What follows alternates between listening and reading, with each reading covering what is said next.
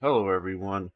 This of course is Gamer1745 here, and I'm just checking to see if we are live on the interwebs. So streaming and says sending data. Yes, this is saying excellent connection. Did not check that before, I should have. But okay. That is good.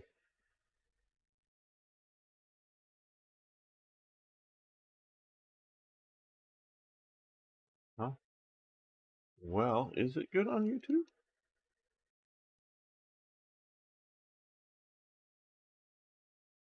Yes. Yes, it looks like it is. Okay. Just not maybe showing up there. So all right. Hello everyone. Sorry for that, bumbling start. But um, well, I guess we will record an episode and I'll explain what's going on.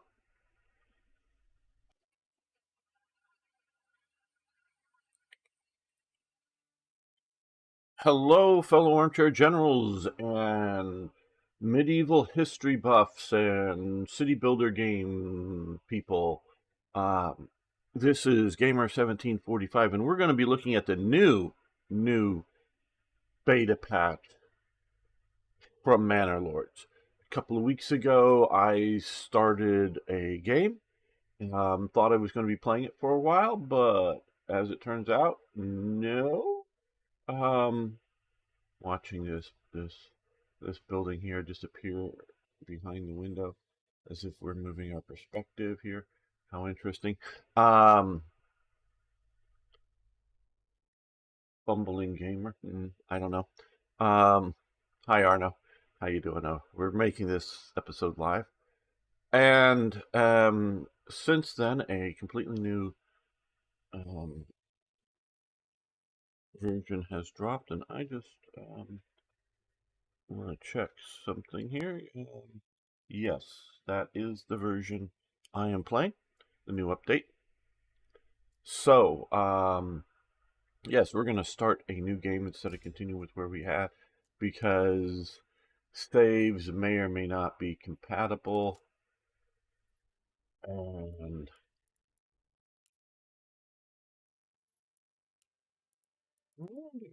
right. No, I like the yellow. I like that. And over here, what symbol? Not the beehive. No, sorry, no. There. And we're going to do secondary color because it's a ship, like wooden. Um, Maybe a bit too dark. Do we have? Um,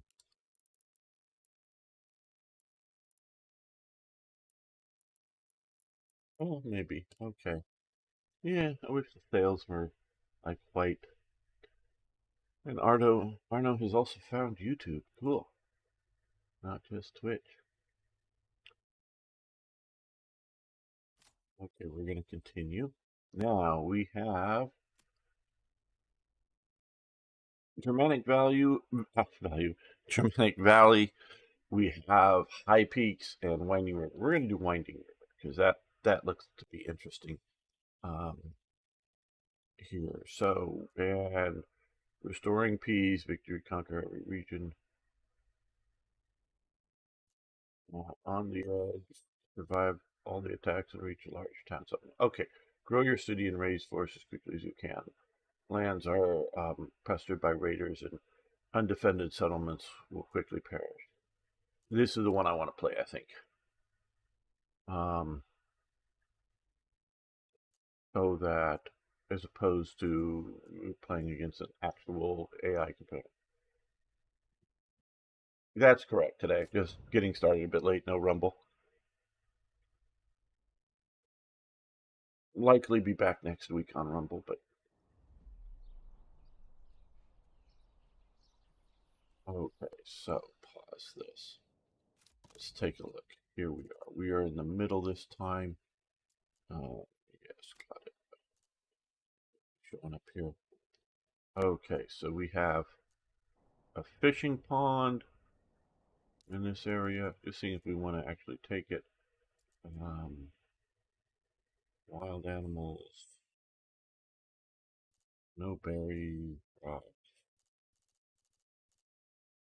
no deposits. Okay, I guess we can do this.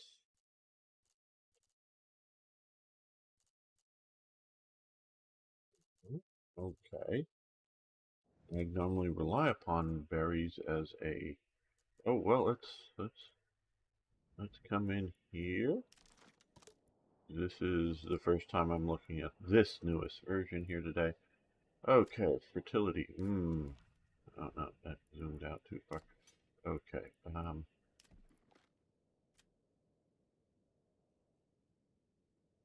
Mm,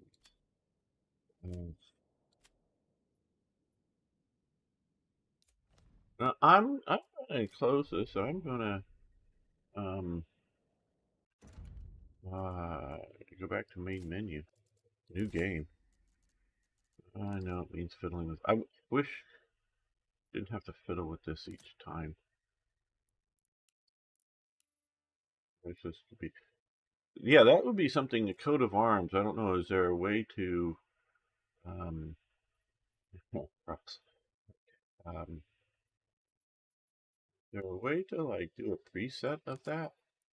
Of this, I didn't have to fiddle with this every time I disliked the start. Oh, I get well. Oh, save. Well, hey, okay. Load code. Okay, save coat of arms. There we go. Saving please. So there is. Somebody else had the thought. Great. Gamer is now live from his super secret nuke bunker underneath LA. Now, unfortunately, it's not. If it was a super secret nuke bunker under LA, that I might stay here. But since it's not, okay, Winding River. Let's begin. Hopefully, a better mix. What I didn't like about that start, and it's not that it's got to be perfect. Hope this is a slightly different start here. My understanding is yes. Um, the again, this is my understanding. Haven't used. No, we're not using the German cross. Is that there's several maps, but the where the resources are and the fertility and where you start, those are randomized to a degree. Okay, so we have fish, no river here, fine. Um, and that, I don't mind starting with the fish. I'm used to starting with wild berries. But if I don't have wild berries and we have a lot of open space here, and I sort of kind of think with the game, I know this is Manor Lords, but the towns you build get big. I think the map could be bigger. Just to be able to have more open land for the um, uh,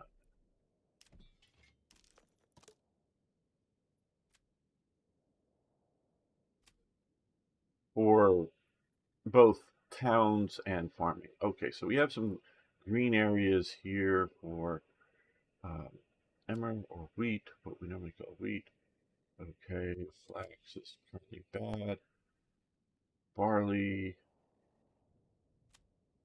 that is some good stuff here. Yeah, we get a fishing pond.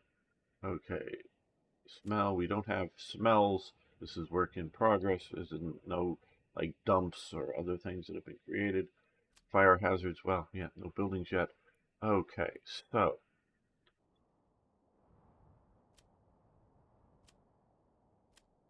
I think because rye has to be developed into. So we're going to be starting here. Where? Okay. It has our pile of junk out here. Well, it is sort of near our wild animals, but far from our.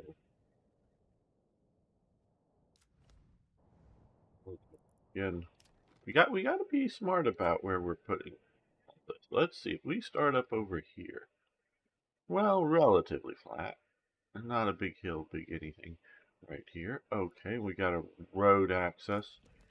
Just to, is that a road between the property? Yes, it is. There's okay. So there is a road through the forest here that's on the boundaries. Great. So, okay, so we're starting with a road here.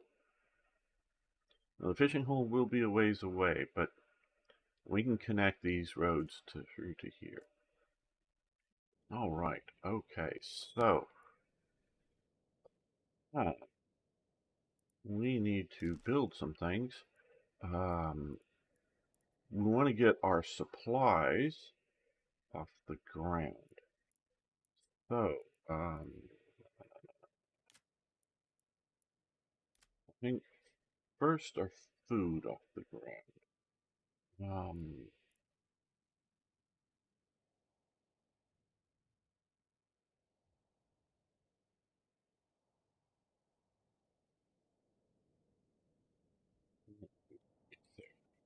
Okay, so, yes, okay.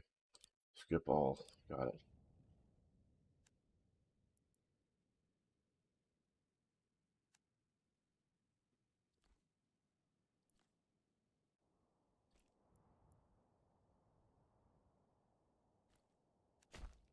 Okay, we have a road designated here.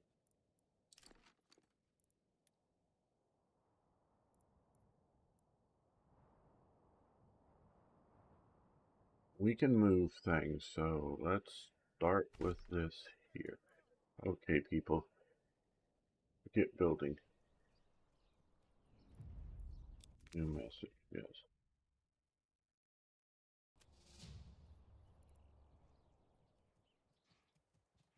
So in my head canon, because unlike moving to the Americas, you might presume, and generally speaking, there often wasn't tabula rasa, blank slate, meaning nothing here going in and um, developing. Now that isn't oh, drink um, entirely true because there was forest land and other things to clear.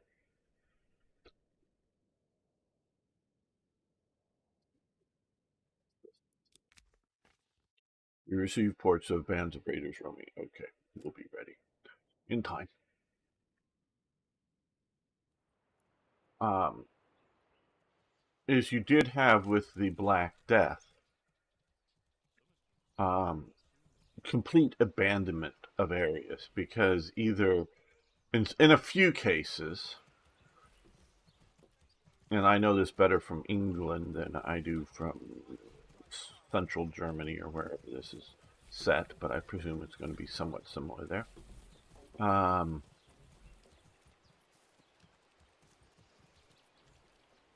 you had everybody die virtually in a village. Other areas, it was just hit is so bad that no, everybody didn't die, but you lose 60% or so of your population, and then you go okay, and the two other towns lose 60% of their population, or villages, or whatever, however you want to designate the term, and they decide to, well, let's consolidate, instead of being half empty villages, let's build something together and organize that. So a lot of areas got abandoned with the various waves of the Black Death. And so in my head canon, especially with the bandits here in this, I'm going, this is a resettlement of an area that had been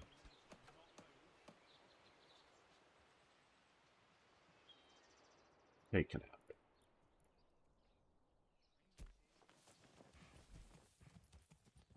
We want to get our food protected.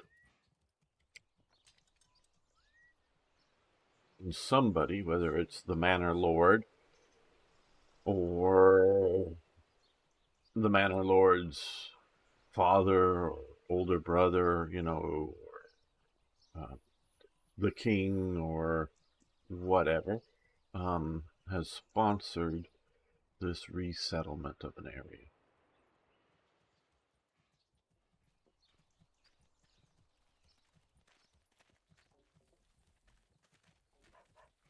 Why do I have to carry this alone?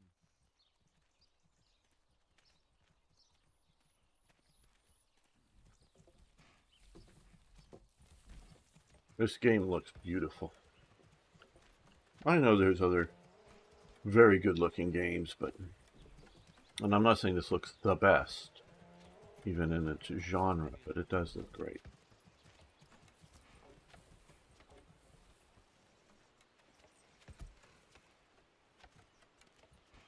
So as we're talking about, and the sort of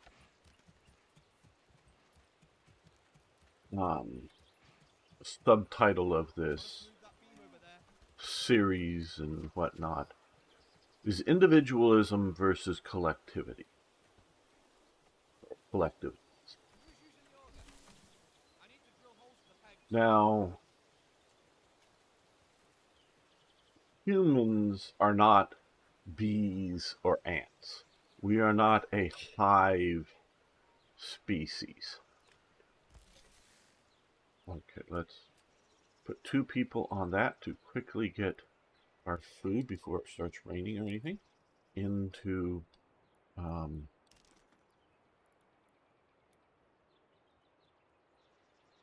granary. Let's see. Let's just space this out just a tiny bit there.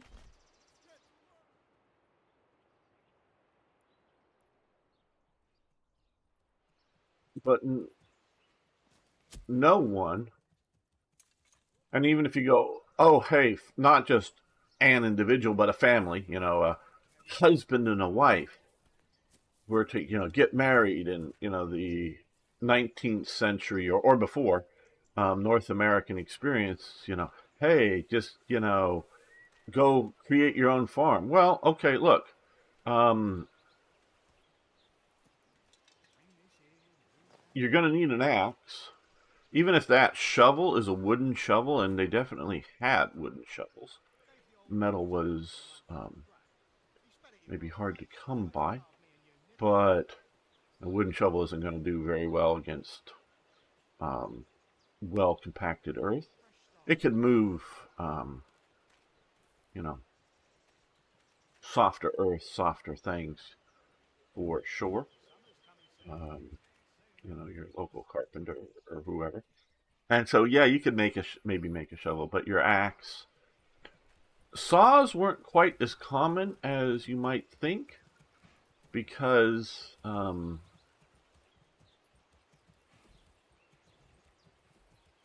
making that sort of steel and thin that you might think of, that's a tricky bit of metal to make. I'm not saying they didn't exist, they did, but axes were more common, so they would use various axes and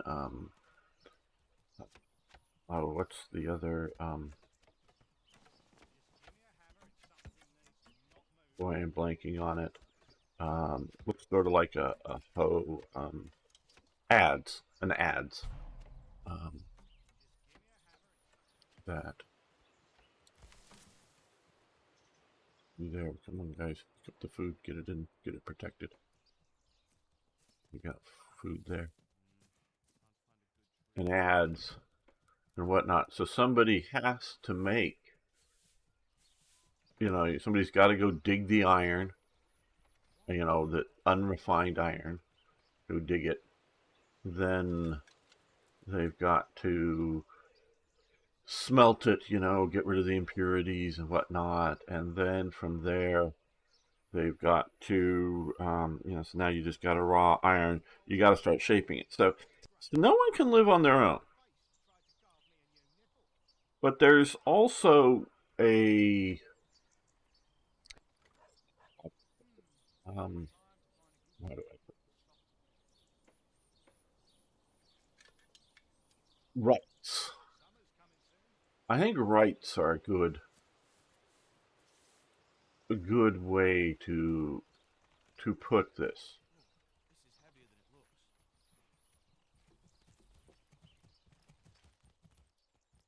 it looks. That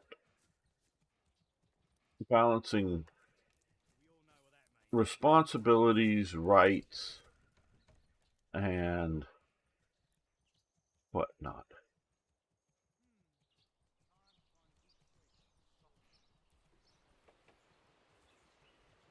And so, who does this belong to?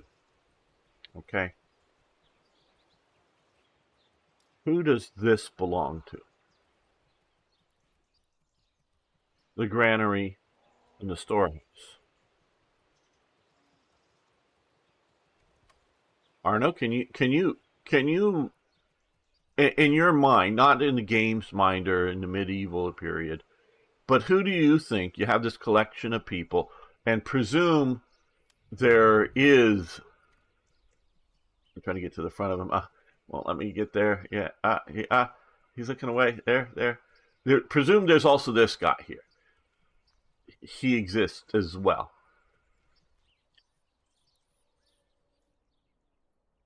Who does rightfully, not again, not does it? Who does these two buildings belong to? Because this isn't somebody's house. This isn't like in the game where you have a designated, garden area for it. So can you? Who does this belong to? Rightfully, you saw these people build these things.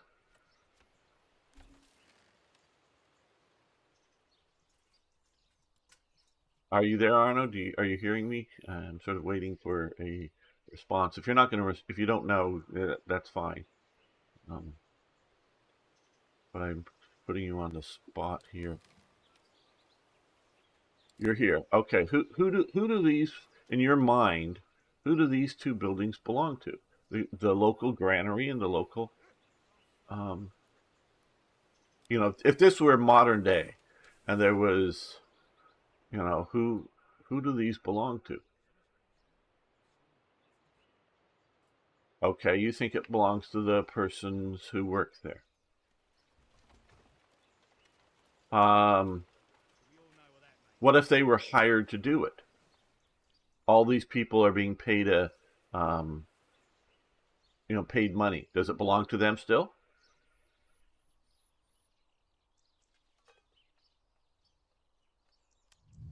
If this guy paid them to build these um, buildings,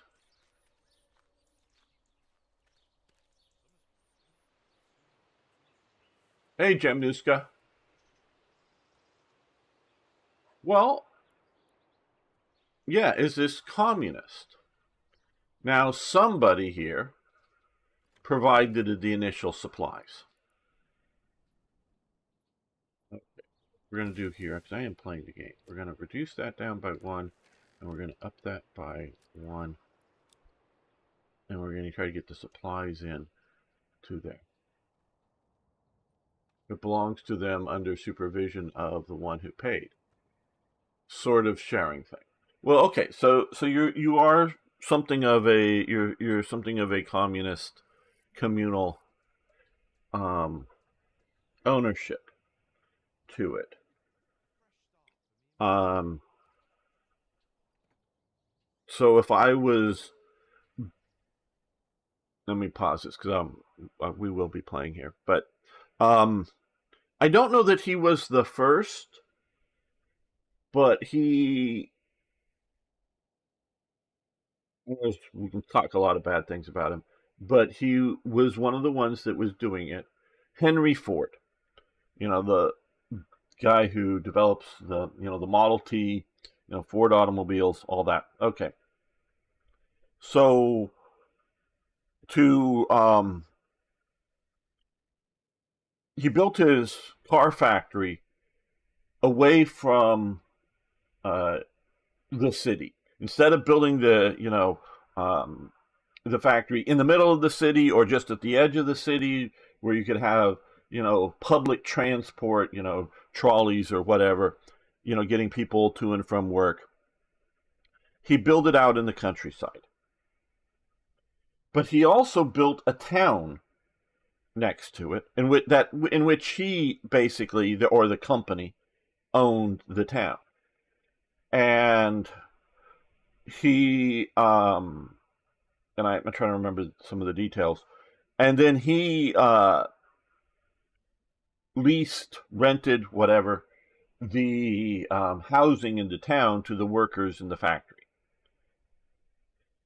And the town did have a thing like a U.S. post office. Now, U.S. post office in a town in a time like that, and it still does exist in very small towns in America, maybe in a local shop, and it may be somebody who's just a partial employee or a part-time employee, and that there would be a sort of an official window for the post office within the single town store.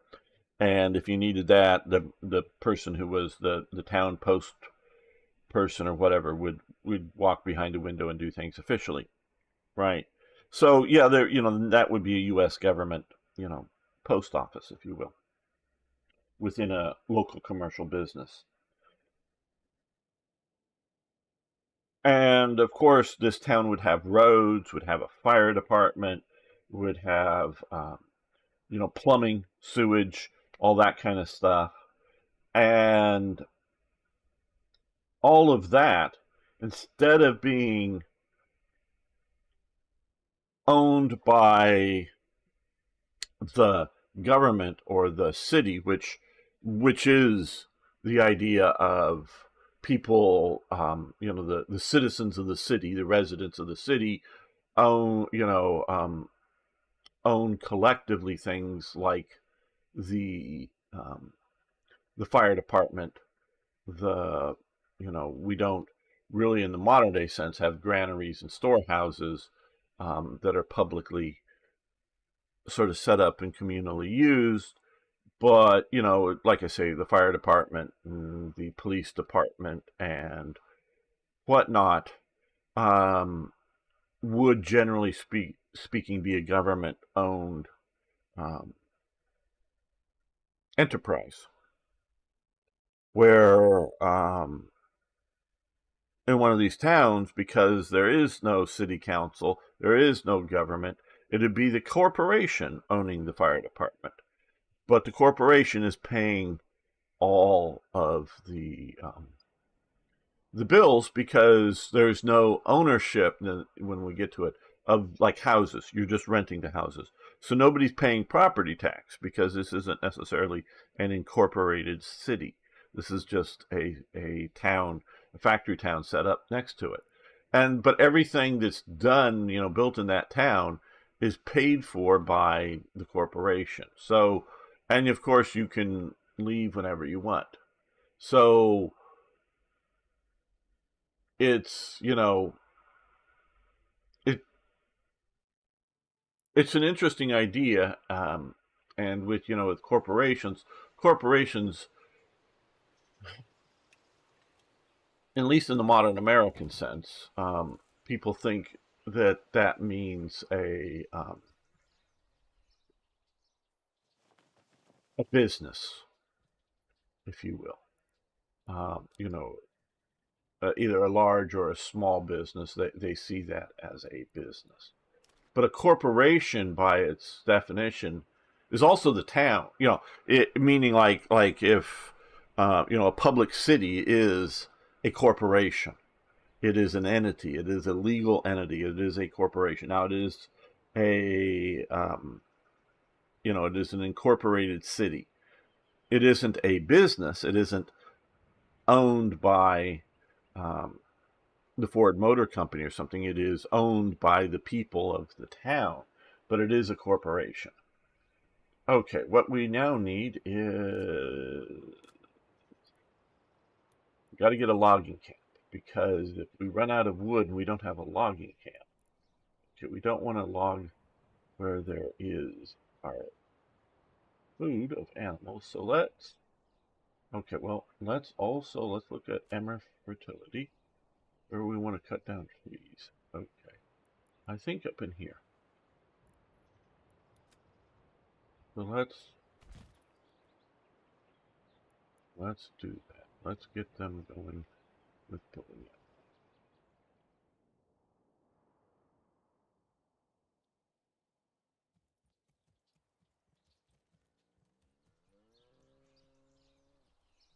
Now, if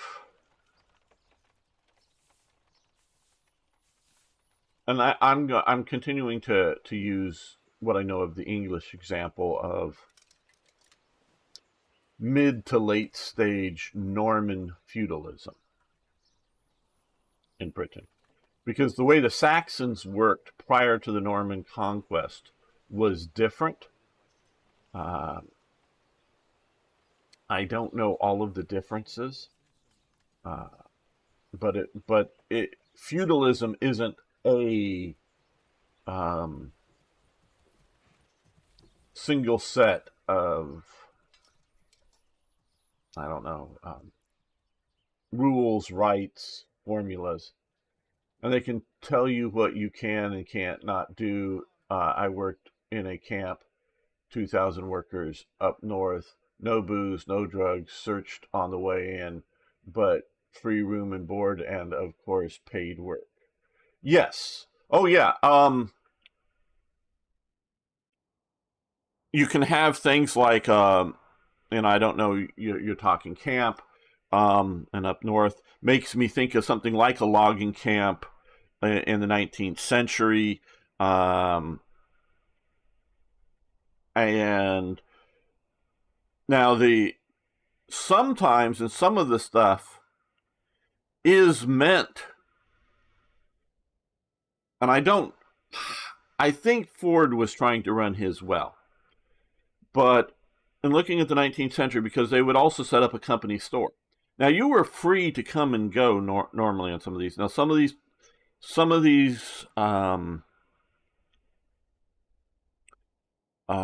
corporate towns or whatever did have strict moral codes or whatever, and things like no booze or something like that.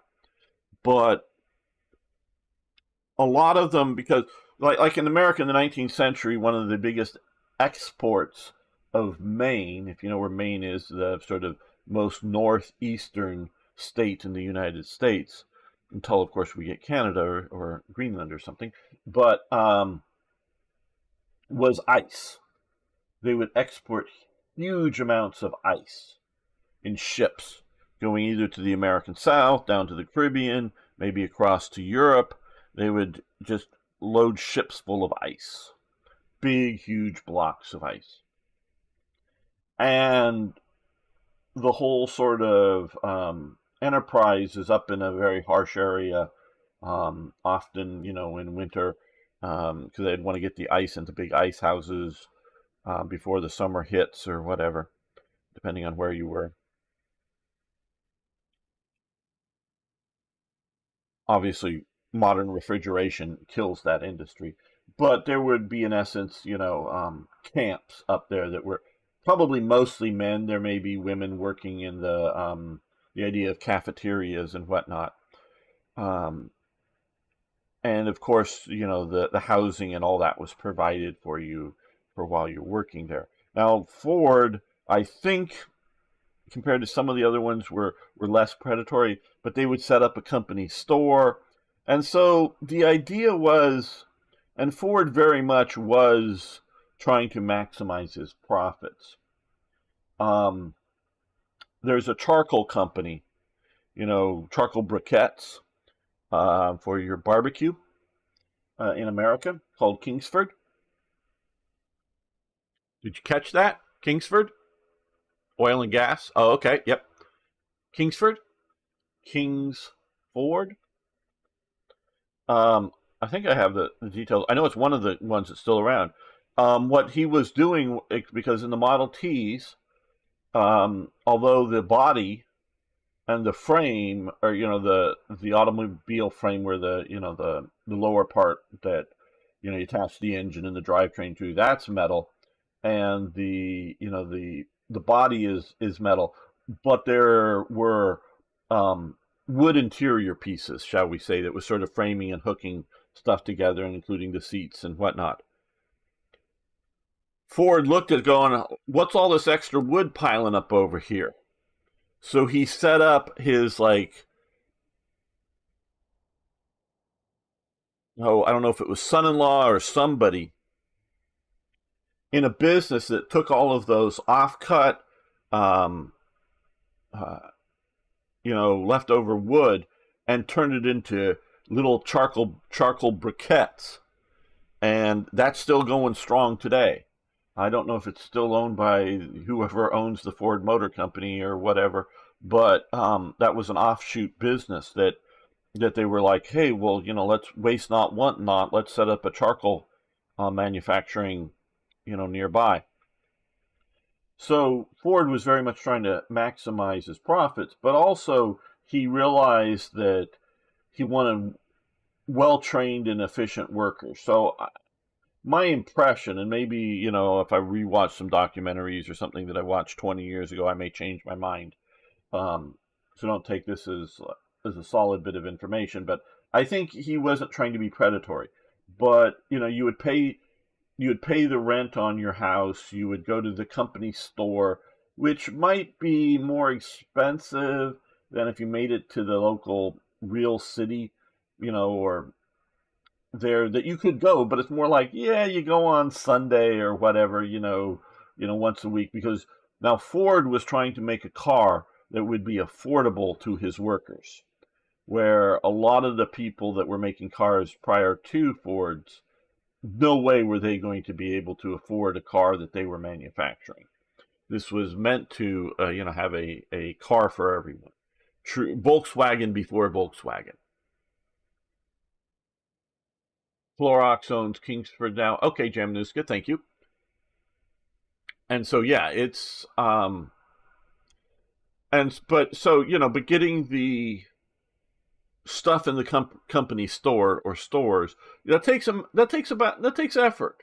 It's and so so I don't know how predatory the pricing was, but it's set up that way, and the company store, knowing that you have a secure job um, in the factory, they'll give you credit.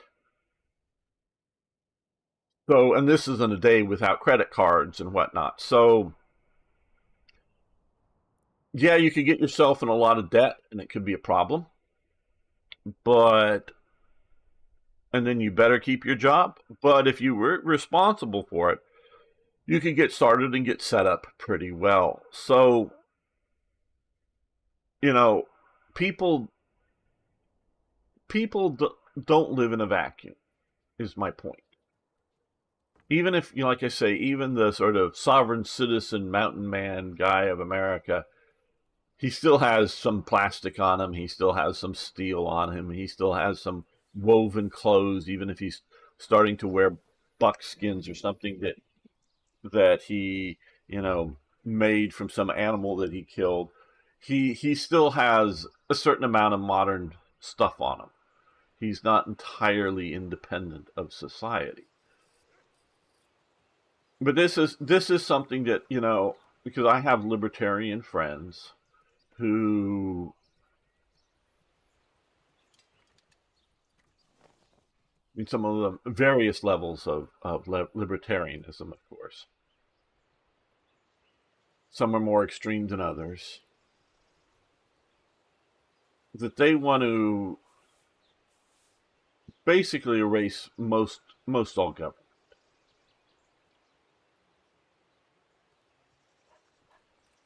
But then you get um, these guys aren't. Are they? Is he carrying something? What is he? Okay, yeah. Well, he's either carrying a hammer, very funny. Yeah, he was carrying a hammer, very funny. Can I stay with us, drink? Okay.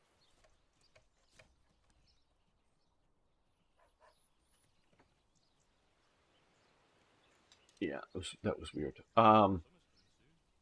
Okay. See, now we're getting rain, but at least we've got our tools and our equipment and whatnot in storage for some stone and that mostly. Okay, and we got our food. Right. So let's minus this down. Hopefully we won't starve. We're gonna get the logging camp up and going.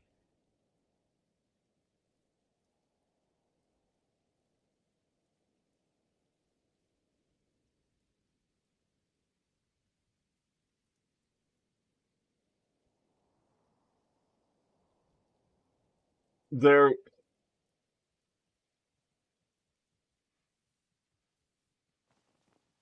socialism doesn't start in a vacuum, obviously, and there is socialism. Oh, let's rename. One was Arno. This guy's going to become Arno. Um, how do we get it? Oh, we need to get into a house. We need to get to the houses. We need to get houses built before I think I can start renaming people. We'll do that in a bit. There was communism, or maybe communalism, which I do define as something different, um, around pre-Marx, and there's definitely a socialist type stuff pre-Marx. So Marx isn't, doesn't dream all this up on his own, but he definitely is one of the main codifiers, writers on that. We'll get to naming some of the people here, but I do have to have them in a house, and then I can go in and the people in the house and rename them.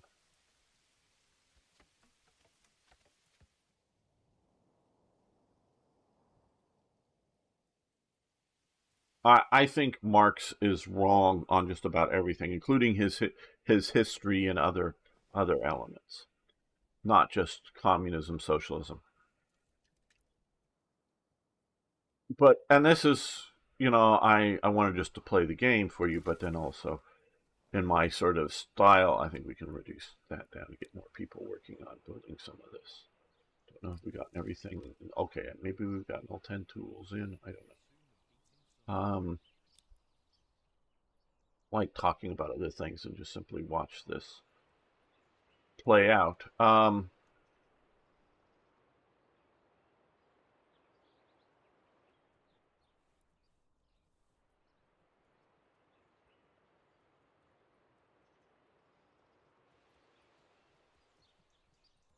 And so, I've been thinking about my um, what we lost in World War One and what we've become since then. Hello, Beam Slam. Oh yes. I am. I don't want to too much where I am in L.A. I'm much closer to the um, L.A. Orange County borders, which are in the south of L.A. Just to give you an idea, and all these fires are in either North L.A. County, not necessarily L.A. City, Los Angeles County, um, are in the north of Los Angeles County or north of Los Angeles County. I'd have to get a map out and look to see each of the fires because there are counties to the north. So everything that I know of is all much to the north. Though sometimes down in this area there are fires, but not too bad where I am at all. I'm in a beach city, and so I'm far enough away. But yeah, I am safe. It is devastating for the people that are getting caught up in it, most assuredly. But it's fortunately it's not me. So yeah, so I'm good.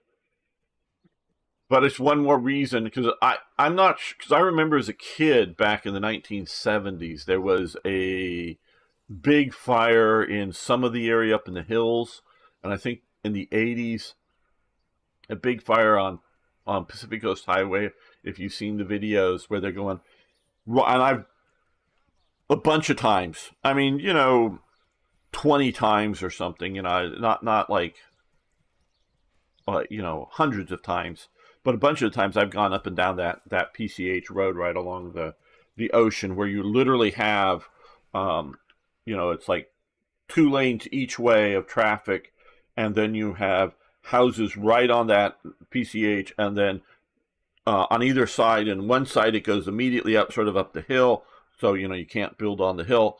So but you have houses right next to the road, and some of it, and then on the other side you have one row of houses, and then it's the beach and ocean right along there. So I mean, it's just a strip of houses along PCH. Some areas you get a little bit more north, there are no houses. You get to see the views, but and you can imagine a house there, especially on the ocean side, is and I don't know whether it's like 5 million or 10 million or whatever dollar houses. I have to wonder the artwork and other things that are somewhat irreplaceable that may have not, and I don't mean just like people's personal property that's irreplaceable. I mean, more treasures that are irreplaceable that went up in those houses. Um, and sometimes some of those houses collapse because of storm damage on the ocean side. But there, I remember that some of those got hit, I think, in the 80s. But insurance companies being what they are, um, they rebuild with wood frame houses instead of building out of something like concrete and tile roofs and whatnot that would be not fireproof but fire resistant. Um, and there is a big difference between what they currently do and a fire resistant house and its vulnerability. But yeah, it's bad. Yeah. Oh, it's devastating.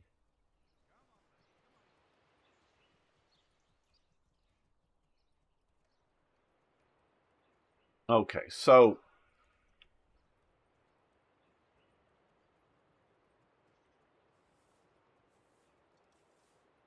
prior to Marx, and this is, and I know I have a few viewers well, I mean, I have a few viewers from Asia and other places too that interact with me some, but most of the viewers are either coming out of the Anglo world, which obviously is North America, Australia, and places like that, as well as Britain, or coming out of Europe.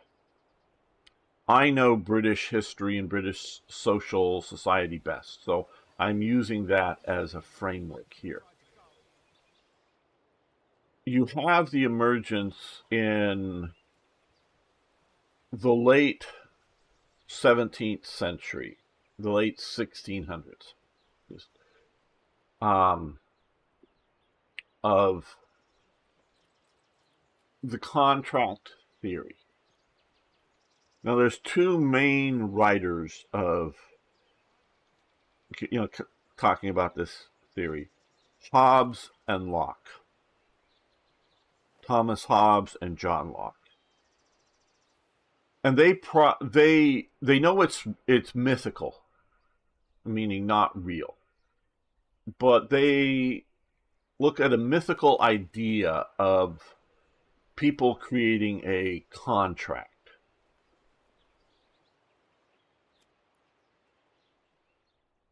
What now that we have?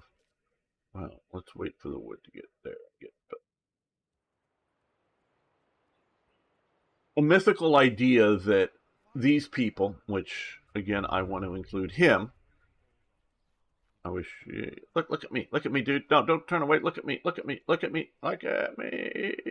Yeah, but this mythical dude here with a dagger and a sword, so presumably he really knows how to use them. He's dressed in a red cloak, getting a nice red like that. Trust me, that ain't cheap in a vegetable dye era. I knew two different people that very much archaeologically worked in sort of Scottish based, um, what vegetable dyes they had access to, through flowers and other things. But red ain't easy to get in the pre-German 19th century chemicals that make all colors, chemical dyes that make all colors about equally available and bright and shiny, um, if you will, or at least bright, if not shiny, depending on the cloth or whatever. But so that this guy was part of the contract, legitimately, not like illegitimately, somehow he stole his wealth from somebody else. No, he's legitimately who he is. And then, the people working out, we see a guy walking this way in the forest, and, all these people form a contract. And this is the, and I definitely use some language that is just sort of embedded in English through this. You can see these plants sort of kind of disappearing weirdly. Okay, branches, I should say, maybe. I'm just looking at the graphics here as well. And that they formed a contract, a social contract, that he needs a better haircut. A social contract. Now this guy's hair looks better. Yeah. Somebody better than just simply putting a bowl on your head and cutting their hair that was longer. A social contract that these people agreed to, whatever it may have been. And that's the contract theory of government. And that is the basis of the American governmental system. They are mostly Locke viewed people as generally good. Yeah, there were bad people out there, but people were generally good, and they just needed to sort of be, rules of engagement needed to be had, through this contract. And then, hey, things would be fine. Hobbes was people are nasty and, and greedy and looking out for themselves. So they needed a social contract to keep them, from just like, I like that guy's house. Let me go in and stab him tonight. And then sneak out and go, well, hey, he died. Who did it? I don't know. Well, why don't I move into that house now? So he very much looked at the negative element of humanity, but they were the contract. The other theory, social contract, the other theory is organic, is that all of this organically developed and it's natural. Okay?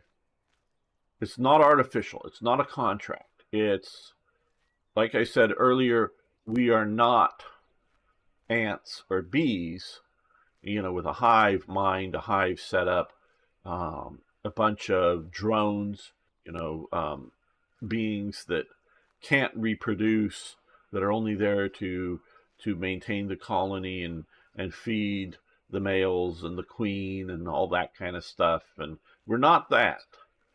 But we're also not, I don't know, a shark, or I'm trying to think of a pure lone animal that I should get going with following him around. Okay. A lone being that periodically mates and is entirely on its own.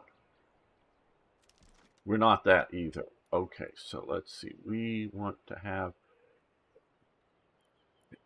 put that over there so it wasn't.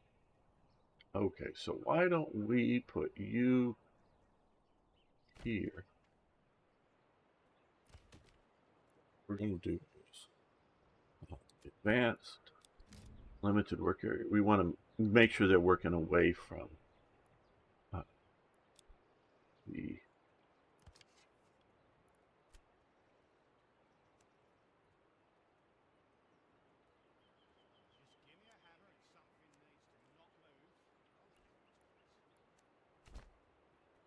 away from our animal supply of hunting. Some sort of animal that other than mating lives entirely on its own. We're not that on the other extreme. Okay, so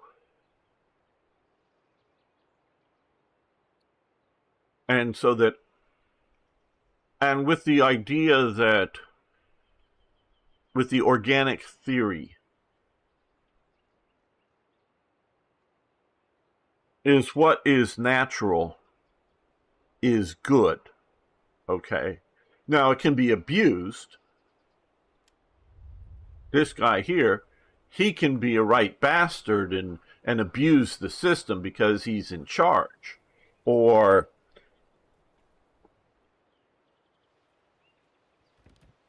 again,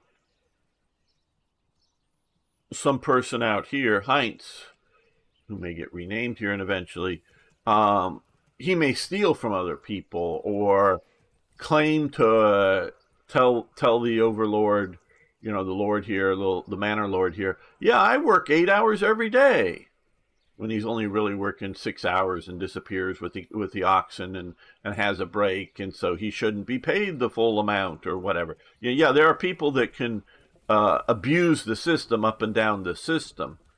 And sure, the whole system itself can get skewed out from what it naturally should be. But that the idea that there is an organic system, that organically there are artists, organically that there are workers, organically that there are brighter thinkers, that there are that, and there are organically leaders. Okay, let's put somebody into the hunting camp here to get that going. And so with the organic theory, and because that is, okay, I think we are ready. Let's move our hitching post. Start thinking, I should hit the okay, the hitching post.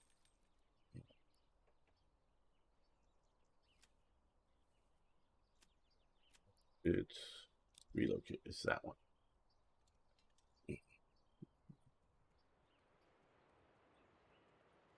Let's put it here. That way we'll move it to there.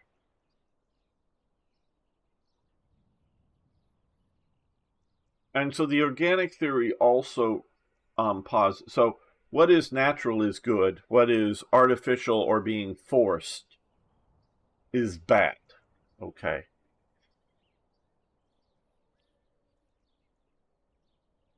And within the organic theory,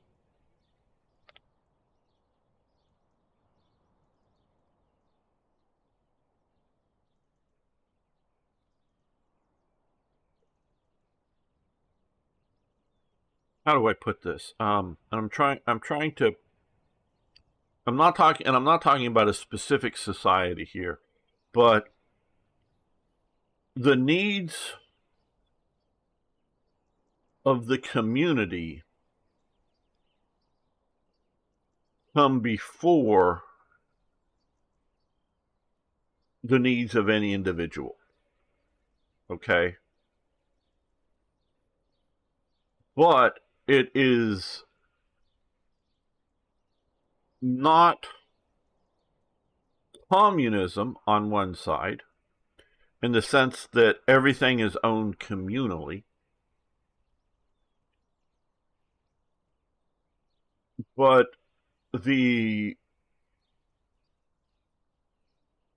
community must survive. Okay, so and we're seeing this. This is why I'm sort of using this game to talk about it all.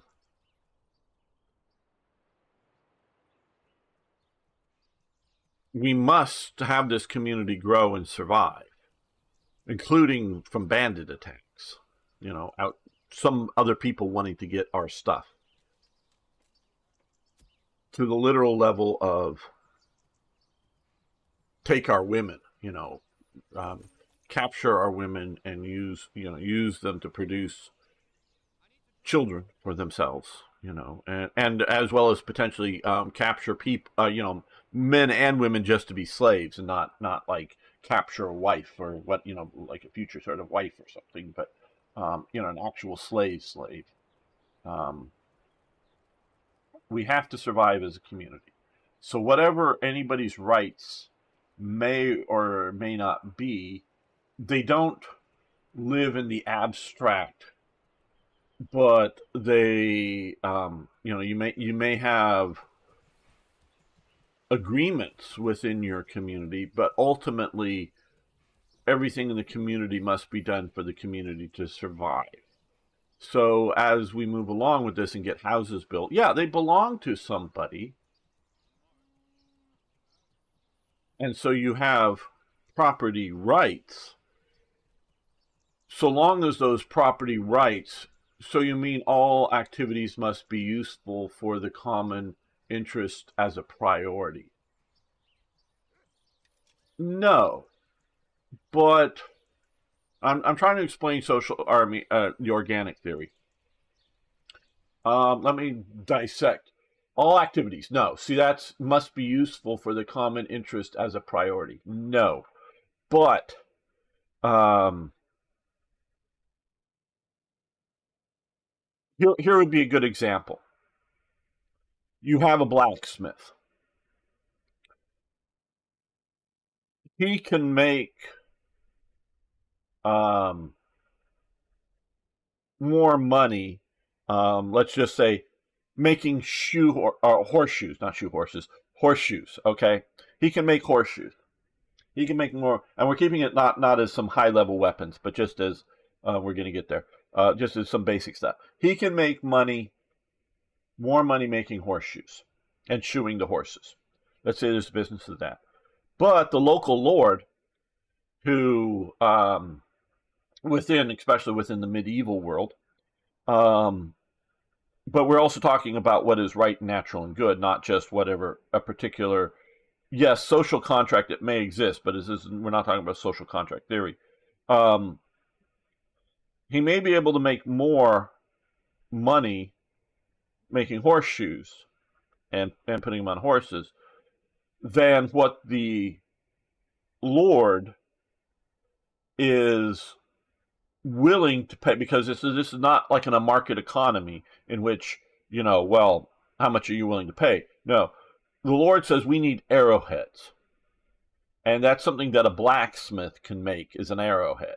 May not be a great arrowhead, but it'll be an arrowhead. It's not like making a swordsmith for something that a sword is a highly technical thing. It's not just a big long piece of metal that's sharp. Or this could be like a spearhead or something basic like that. And the Lord goes, we need, to the arrowheads, we need 1,000 arrowheads. And the guy goes, oh, you will give me $1,000. Well, I don't even have $100, but we got the iron here and I need the arrowheads. You make the arrowheads. And because, as we saw, this guy has a dagger and a sword, and as this community develops, he'll have some men at arms. You might be able to run off at night and disappear. We're going to try to get you back if you do. And you definitely aren't running off with your blacksmithing, all of your anvil and all that heavy stuff. So you do not have a choice. Now, I will pay you for your work at making those arrowheads, because yes, you've got to eat. You've got to, now I may be also providing you with the iron or some of the, component elements, maybe the charcoal for his smithy and whatever. But you're making those 1,000 arrowheads. Oh, you got 3 months, 6 months, whatever to make it, because there's not like a barbarian invasion now. But we know that I need a store of arrowheads and somebody's going to make arrow shafts, and somebody's going to put the the feathers on it, the fletching, and Fletcher. But I need the arrowheads, and I can only pay you this because I also have to pay my men at arms, pay everything else going on in this community.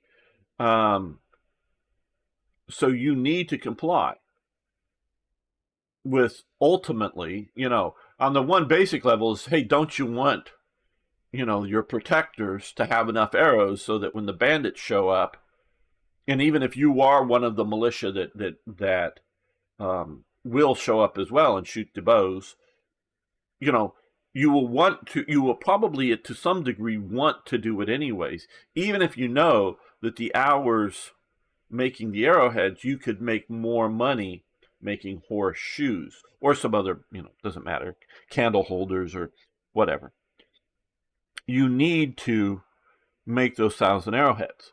But that doesn't mean, because this is not like an emergency situation, this is just we need a stockpile of the arrowhead. Let's say you got 6 months to make them.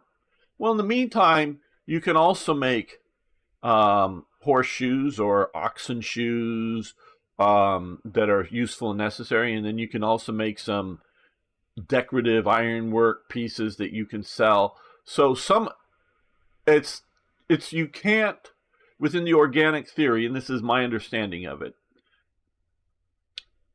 you can't, and be part of the community, be, whether you want to call it greedy or selfish or whatever, to go, F you, I'm making horseshoes because I make more money. I got a guy who shows up, he'll buy all the horseshoes I make, and so long as I'm making that profit, I'm good. So that's sort of modern capitalism, if you will, free marketism.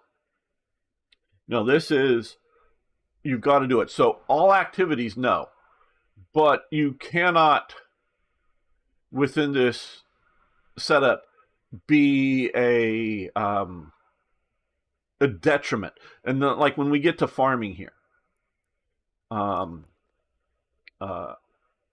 flax.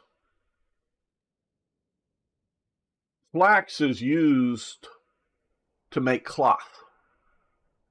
Because that's my main understanding of flax.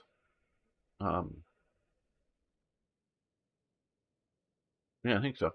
But flax is used to make, cloth.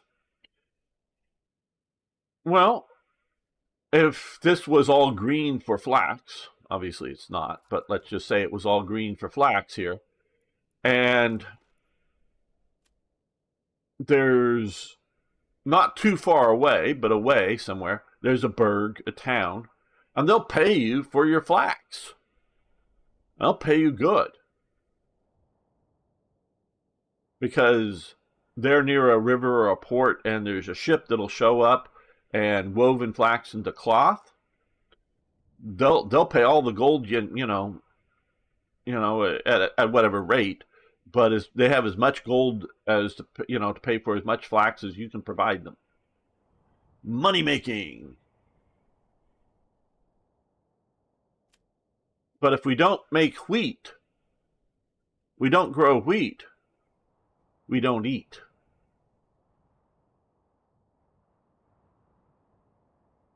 But in the contract area, you can't.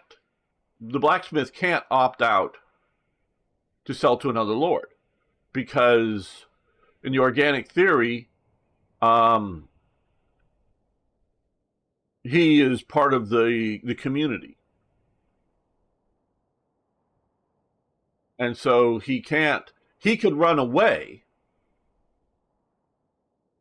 but he can't, and he can desert himself, but he can't take his stuff with him, and he can't get his goods to someplace else. He needs to supply the community. It's like, if the idea of a cash crop, meaning like if you're growing flax or tobacco or something else, well, fine. But if you're not making enough food, and the guys that are, let's say, growing the flax, going, okay, great, I'm getting gold for my flax. Well, the people that are digging the clay and mining the stone and mining the iron deposits, they go, oh, okay, good. Where's the food? Oh, well, just buy the food. It's we're rolling in gold. I'm not rolling in gold. I've been digging iron. Where's the food? Okay, so you cannot, within the organic theory, just because somebody is willing to pay. We're not talking about capitalism or other theories. We're talking about the organic theory. you've got to, now, if you're just growing wheat and you're not making enough, you're not killing enough wild animals, people are going to be naked, or you don't have wool or whatever.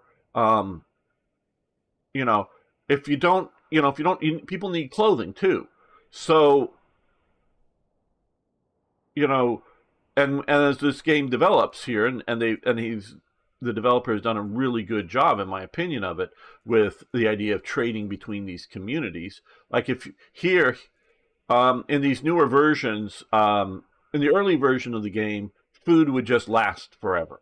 Now it rots or decays or whatever. But with salt, you can salt the food and it'll preserve it. Okay, so you can have a community that's growing wheat here and a community that's growing, let's say, flax here, and trade back and forth as needed. But you got to have certain minimums, certain basics to it. So you can't. You must have certain bond in the community by clan, parish, or whatever. Yes. Well, that's sort of the idea. This is the idea of an organic society. It naturally, organically, um, uh, it is, and the people that talk about it, um, back then, sort of put it to the idea of the human body and the cells, however levels of cells they understood to some degree back then. And this is in the 1600s. You have muscles, you have brain cells, you have bone cells, you have fingernail cells, and a bone cell can't decide to want to be a muscle cell. You are what you are. This isn't, within this theory, this isn't like you see in India with a caste system that you're born into it and you must always be there. No, but we need blacksmiths. We need hunters for hunting the game. We need this. Society can't survive without these. These roles must be fulfilled. And yeah, some sons of blacksmiths will obviously not be an ideal blacksmith. So they may jump professions, up or down, left or right, from the, left or right, I don't mean like politically. I mean just, from, being a blacksmith to being a woodworker. Or maybe he's jumping up the social ladder, or going down the social ladder or something in jobs. And, so not everybody, but we need to have the right people in the right jobs. And society, often here in the Middle Ages, is determined, are the leadership of the society, generally like the Manor Lord, often the, in the pre-Reformation era, the priests, and other sort of leader type elements within society. They're determining who and what's going on. And so whatever legalities of a contract that you may have, saying like,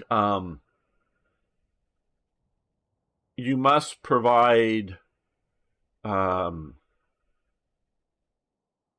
let's say, 90 days of labor per year to your lord, to work on his land. I mean, you have your land to work on, but you must provide 90 days, sprinkled throughout the year to work for your lord. Well, if we had a river province here and something goes wrong, a flood or whatever, you may work more than 90 days for the Lord to fix something up um, uncompensated for. But now it might be seen, if there wasn't a readily apparent reason for it, you might see it as tyrannical. Because this isn't the agreement that we live under. This is different. No, if it's clear that, oh, hey, something went wrong, we need to do this, well, fine. And you're not necessarily compensated, meaning paid more or getting any more. You're just forced by circumstance to do more than your obligation. Now, I don't know whether a lord would ever go, oh, hey, yeah, you only need to work 80, you don't necessarily know at the beginning of the year, but near the end of the year, yeah, hey, 80 days is fine. We got all the work done. He might just decide, oh, hey, I could paint my house for me, or do some other, nice to have done work that I don't have to pay somebody. And the idea was that you would, if they're doing more than the contracted labor, you would then pay them. Where the contracted labor, like the 90 days, was required simply to keep because there would be some, and we can get into it when we start seeing it, some farmland that was yours, some farmland, obviously, that would be other people's farmland, and then some farmland that's directly the Lord's. Now, the Lord would, for his direct, shall we say, ownership of farmland, he would have some people that, whether they were paid in the Middle Ages, maybe not, but he would house them in, like, his manor house. You sleep under that bench over there. I'll feed you, and I'll give you some clothing, and you do some work.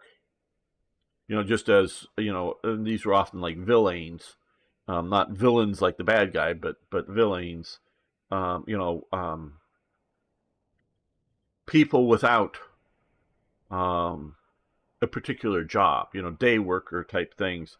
But he's supporting these additional people, and you do the work for the Lord. What's needed, whether it's to clean up the manor house or go work in his fields, you're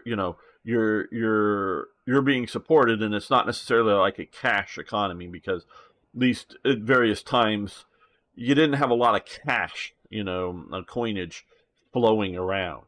But, and it may not be too bad of a life, this and whatnot, but it does sort of sound bleak to us moderns, but you're well taken care of. You got a roof over your house, because hell, you're living, in the I'm picturing a large manor house with not just the Lord and his immediate family living in it, but other people living in that house too. You're living in the manor house instead of some little hut somewhere.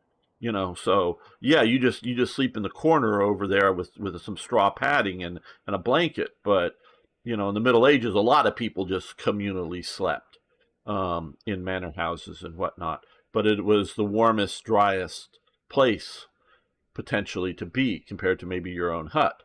So yeah, it's not necessarily a bad life, but his sort of direct employees, shall we say, of the Manor Lord, isn't enough for all the planting time or the harvest time, or when you need, extra labor. So the people who also look after their own lands have to contribute labor, and it's normally at the, peak times when you need to have that labor.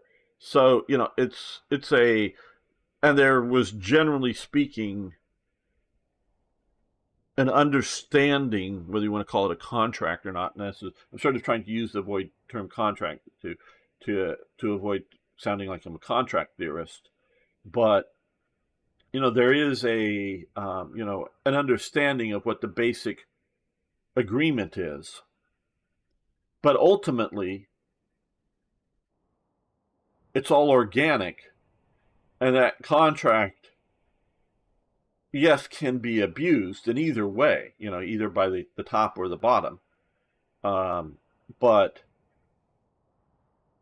it isn't like again, because the American government in theory is the contract theory. The contract is the contract, in which, in our terms, it's the Constitution. The government can't do anything unconstitutional, legitimately. And so everything must be done in the Constitution, as opposed to, and there is a horrendous difficulty in changing that Constitution. Where I was just talking to one of my Swiss friends, they have a Constitution too, and it was sort of kind of based on the American Constitution, but they change it constantly. They don't have big hurdles to change the Constitution. They can change it, I don't know if on whim is maybe overly stating it, but they can change it easily. But instead of either one of those, it's just, well, hey, I'm the guy in charge, whether it's the king, the manor lord, the other levels of society. I'm in charge. Yeah, we know what the basic agreement is, but if I say something needs to be something different, it needs to be something different without regards to a contract. So it's more of a flexible idea. Let's see, mainly maybe keep a certain amount of harvest for themselves. Oh, well, yes. Well, no, at least in the English setting, the lands that were sort of, because, okay, and it does vary to a point during what period of English Middle Ages, but let's sort of go sort of middle late in that period of the Middle Ages. We're still in the Middle Ages here. You will have freeholds, which are either granted for a particular lifetime or perpetually, generation after generation. And that would be sort of like, and not that you don't necessarily pay taxes, which would be part of your crops you're growing or whatever. It's not necessarily money, but you freely hold that title to that land or whatever. It could be like to a fishing pond, or because we have a fishing pond, or something. You have you freely hold that use rights of that. That is sort of like a gentleman farmer, but he has no, beyond whatever possible taxes, he has no other obligation for owning his freehold. Okay. And there are multiple ways at different times to get the freehold. Then, below that, shall we say, is the peasant. The peasant would, and I wish we had some farms done up, but let me get back to this here. Okay. Let's say this area here is owned directly by the Lord. Okay. Now, one of peasant Sam, he owns a strip of land of this green, this good land. He owns this strip of yellow here, and he owns this strip of red here. Okay. And the way this is done so that he has a strip of good, a strip of okay, and a strip of bad. And then another guy has similar sets of strips. So, again, this is sort of, because up over here, this is sort of all the lords, big area. He has several strips of land. And this is the way the sort of community, and he has these rights, his inheritor, one of his presumably eldest boy, but whoever his inheritor will inherit these rights. Now, so he has rights to these lands, these 3 strips of lands. And he farms them. He has to pay a percentage of his crops to the Lord. Okay? So presumably this is more than it needs to support him and his family. And presumably also it's more than he needs to support. He could sell some of it, excess, as well as giving some to the Lord. Plus, so he has to give a percentage of his crops to the Lord. Plus, he also has to give a number of days to work the Lord's land as well. So this would be directly. The Lord gets all of the crops grown out of this area. So the peasant has to contribute both a tax on his land as well as a number of days of labor, possibly a number of days of when we have the militia here. Excuse me. Of military actions and campaigns, that may be part of it. Now, you have the Manor Lord, but let's say over here, the Manor Lord, hey, dude, you're like a great fighter, let's see, we'll make you a knight, and I'll give you, this whole section is one Manor Lord's area. I'll give you all this over here, all this land over in this corner here. And with all of that, what you do is you have a horse, let's just say, set of chainmail armor, a sword, and a shield, and a helmet, and provide 2 guys with a pole arm, and maybe a little better armor or something like that. So you've got you and 2 soldiers. You got to provide, when I call you, you've got to come and you got to put on your armor, pick up your sword, and come and kill whoever I say, and you got to bring 2 buddies along with you. And this land over here is enough to support that, let's presume, So he is an intermediate. He is below the Lord. He, and let's say over here is the freehold. This is somebody who may have given at one time, 2 or 3 generations ago, or whatever, may have given the Lord's, father, grandfather, a big cash payment, or maybe he saved the Lord's life, the grandfather's life in battle. Well, I'll grant you a freehold of my land over here, and so he has this, and in perpetuity for your descendants will have this freehold of land.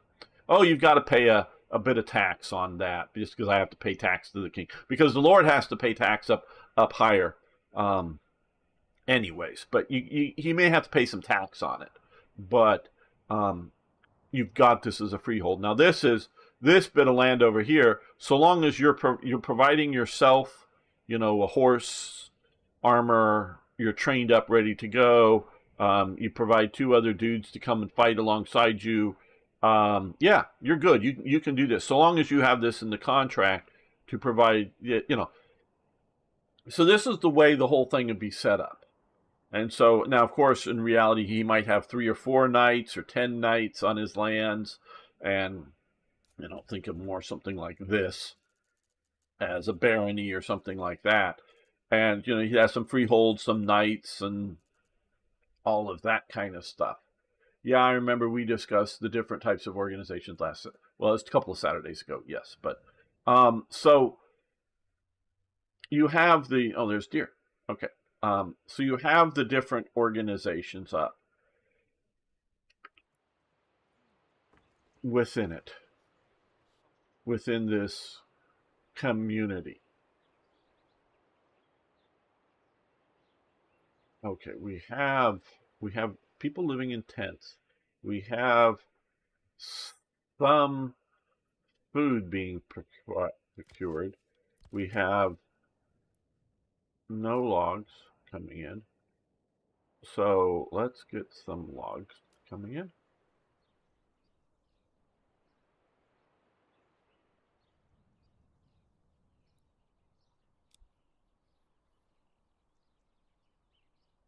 Greenery, nobody's there. We have that, nobody's there. 2 people. I think we have 5 families. We're down living space -5. We have the hut somewhere. Oh, there he is. See the smoke. We got him producing some food, and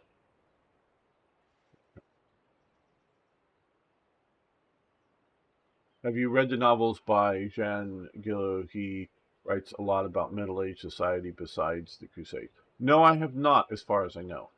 Um, I've read a little bit of historical fiction. And good historical fiction has the big, broad brush of history correct, has the smaller medium brush of history more, you may have to fill that in a bit, because it's the Middle Ages or whatever, because obviously you don't know um a lot of the detail. And then the minor parts of history are mostly good ones. Good historical fiction are written within the style and the right social organizations, etc., and within the viewpoints of the people of the time. But obviously, we don't know what, I mean, periodically they may record what the king said to Lord so and so once in a while. But obviously, all the rest of that dialogue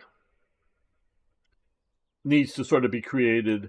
And then you may have a few viewpoint characters that are put into the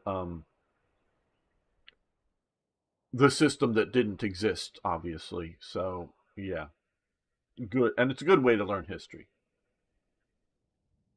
Read something about, a historical novel about the Normans. I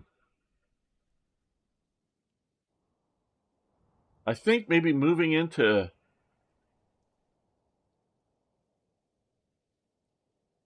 was it Sicily or something? Some Normans moving down into the Mediterranean many years ago. Okay, well, we've got 8 food. So what I'm going to do here is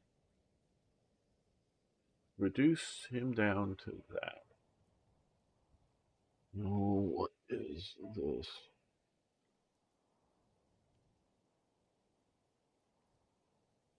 Hello?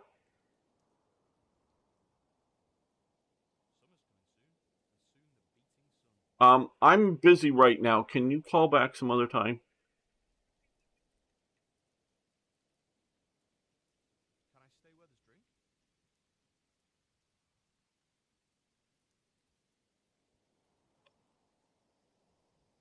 Oh, In the rain okay. and snow, there's still. So,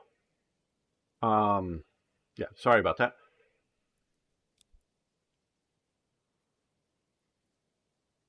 Okay, so where was? Oh, so yeah, we're going to get the logs cleaned up here. We're going to then start looking for some farmland. So, sort of back to the core of this. The idea with the organic theory is that there is a natural need for enough people to fill all of the roles in society. Whether it's somebody who, cleans out the sewers, you got to have them. Summer's coming soon. They got to work. However, you create that job within the society, whether you assign a criminal to clean the sewers out or you dangle a big bunch of cash in front of somebody to, like, hey, we'll pay you all of this to go down into the sewers and clean out the sewers, or whatever it may be, or whether we just draw lottery tickets, or whether you displease somebody and they make you the person who's going to go clean the sewers. However you define it, you've got to have the sewers cleaned. You cannot have a society without the sewers cleaned. So it isn't the collectivist attitudes of socialism. Because within the organics theory of society, you can have slavery. Whether you want to base it on somebody's skin color or, hey, we walked way over here and found some people and we took some slaves and we brought them way back over here, and now they do what we put some chains on them and we keep them locked up, and you know we keep them as slaves. I'm not saying this, and what again to what I'm saying here is I'm trying to explain the ideas, not what I think is good or bad, or value judgments there. Okay, looking at the game, they should find pathfinding not through the hut. So yes.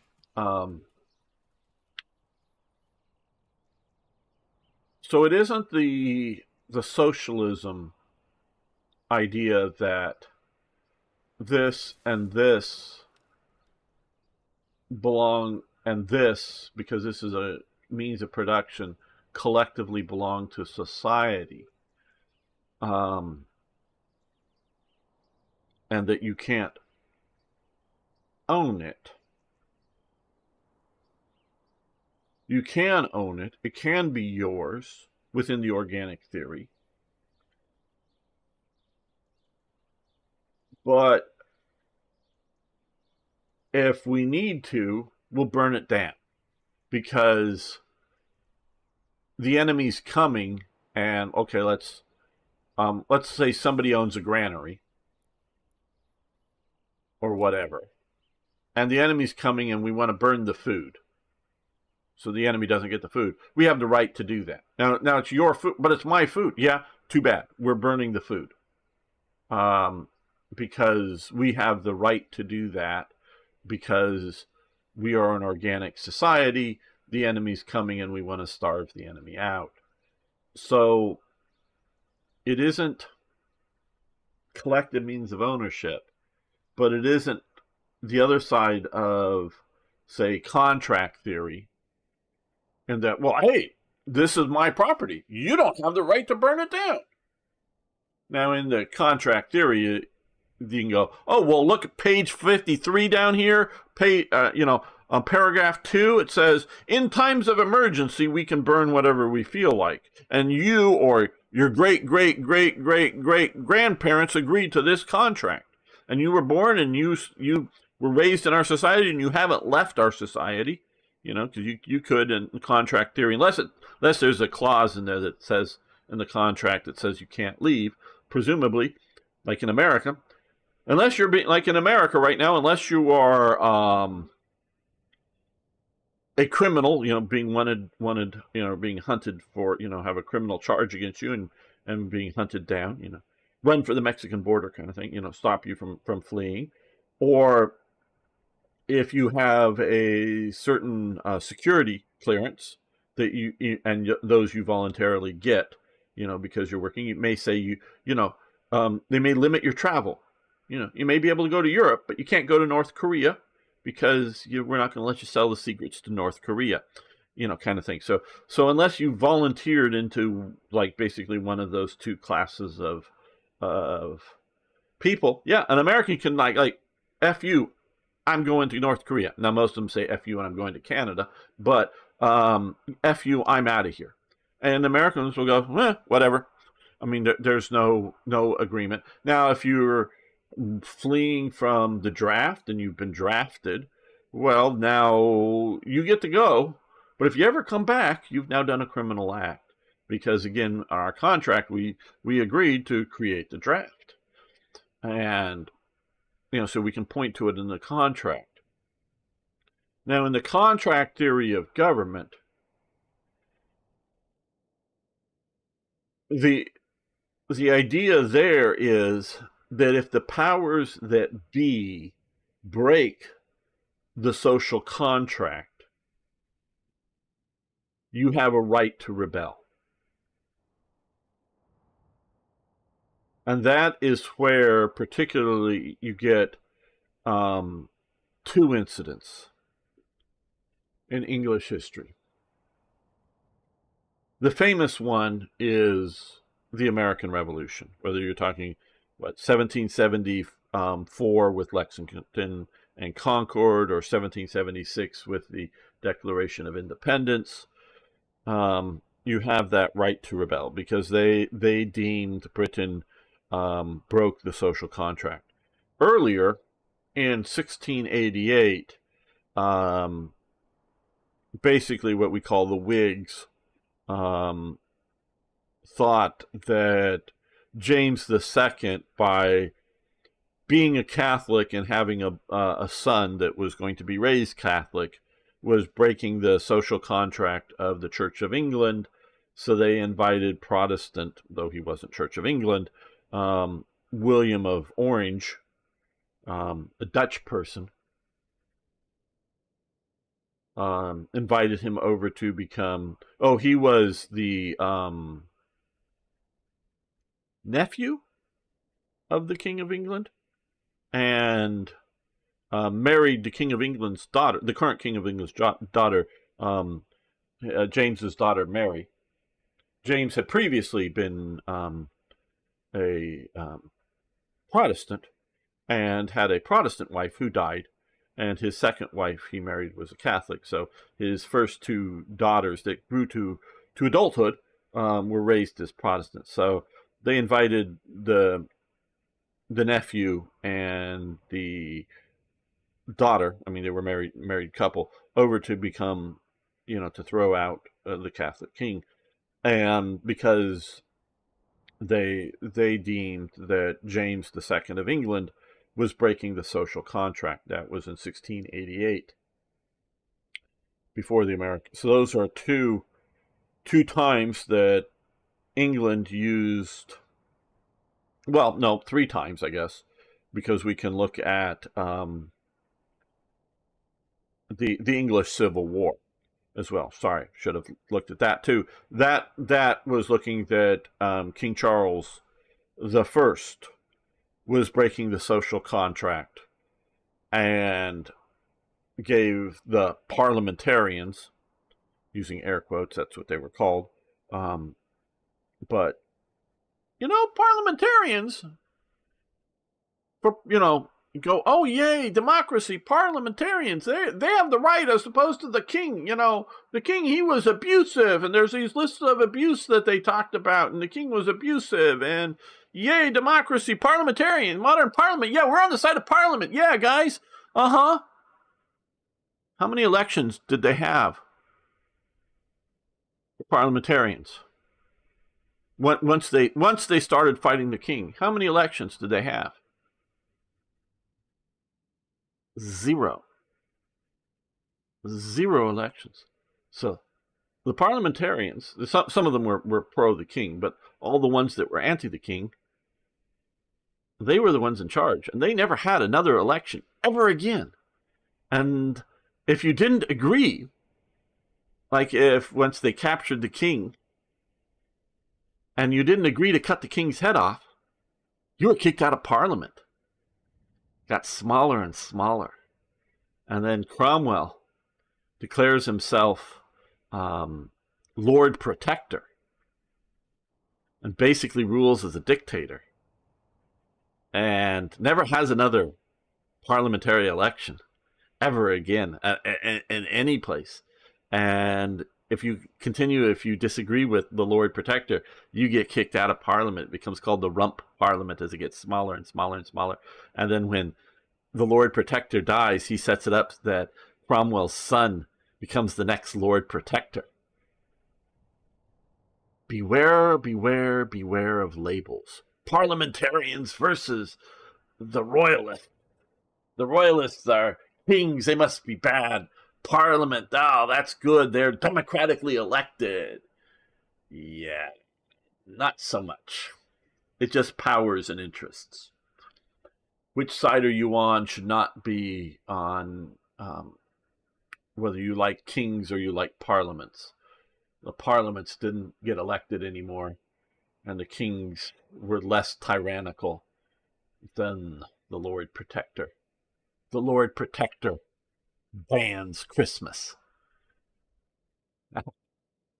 So yes, yay yes, the Dutch. Or no, I that's why I was there. Democracy is the smartest way to prove uh, to prove for prospective autocrats. Smartest way to. I don't quite get that way to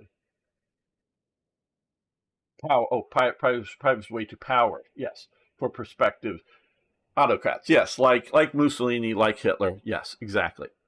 So yeah, so a lot of moderns read, oh, parliamentary, that's elected people versus arbitrary royal authority, and so I must be on parliament's side. Well, if they learned that both sides had their different religious bigotries, though I would say that Cromwellian people were more extreme on it. Um, there wasn't no one was debating for religious freedom. It was which version of religion was going to be in power and how tyrannical were they going to be. So yeah, so those are in the and those are the three that I can see in Britain's history. Um, Use of the contract theory to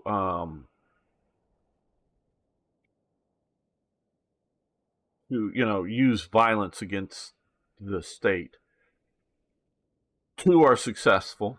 The American Revolution, because that's in British history, obviously, um, and the Williamite takeover. Who becomes William the Third of Britain, or of England, or whatever.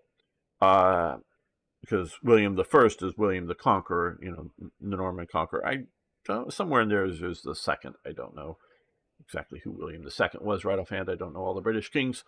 Um, and the one that was briefly, well, for part of a generation, um, Charles's eldest son, Charles the First eldest son, Charles the Second, ends up, becoming king. It was what 10 years or so of. I mean, it's longer than that for the whole English Civil War. I get, enough of dates. It's somewhere between 15 and 20 years. The whole English Civil War through the dictatorship of Cromwell, period.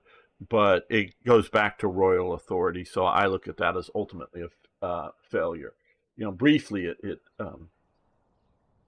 you know, and that's as much as a military dictatorship as anything there, if there ever really was. Okay, so now we have. Well, let's get to 6 pieces of wood at least. Well, no, because we need the oxen to get the wood from where they're cutting down the trees to this place.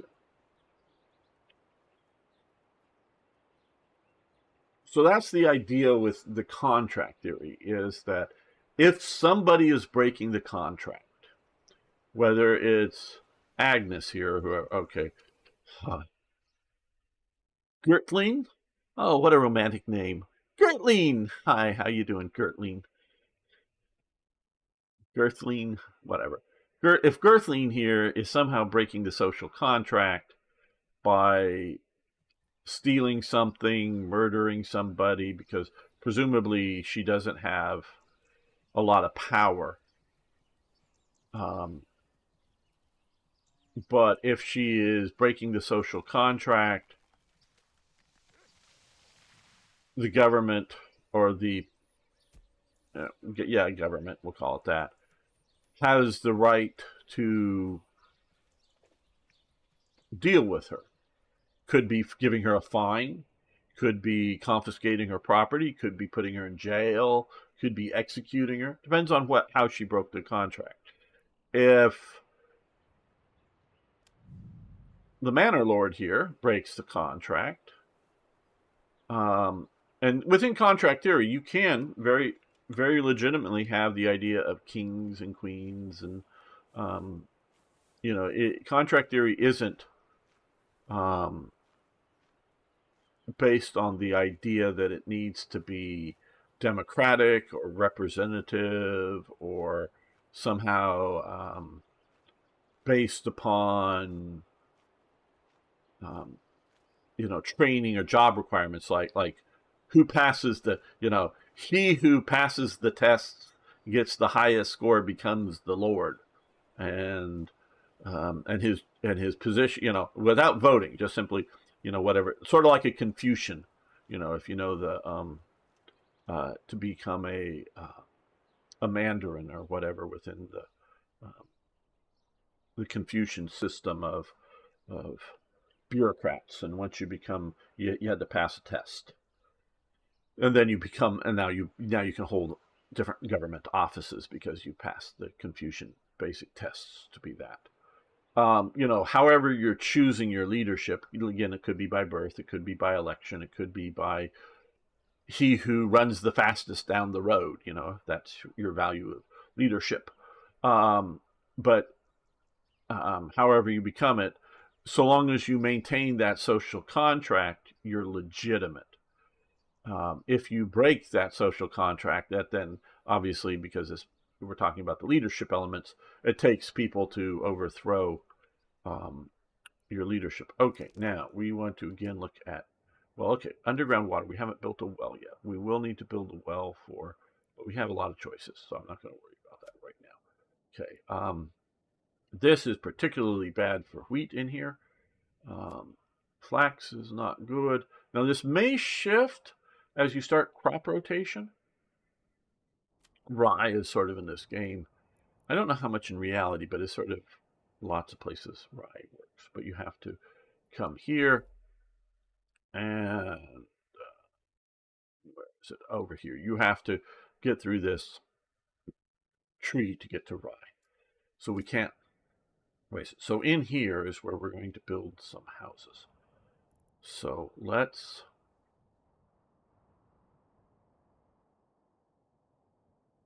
oh, I think what we will do here is these trees will end up being taken down.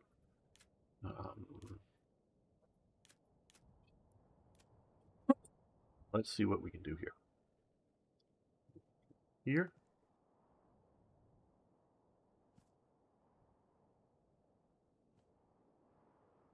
Okay, that's way too many. It's going to be a long time before we get that amount. Okay, 4. That looks good. I know we need 5, but we'll do 4 right here.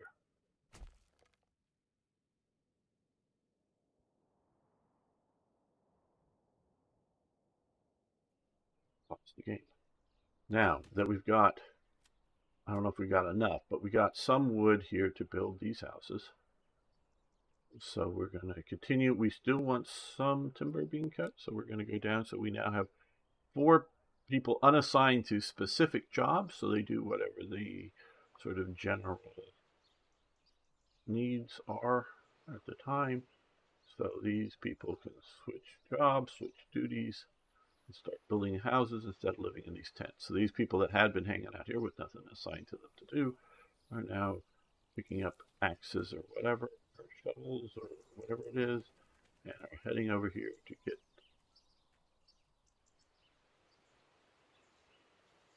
Now,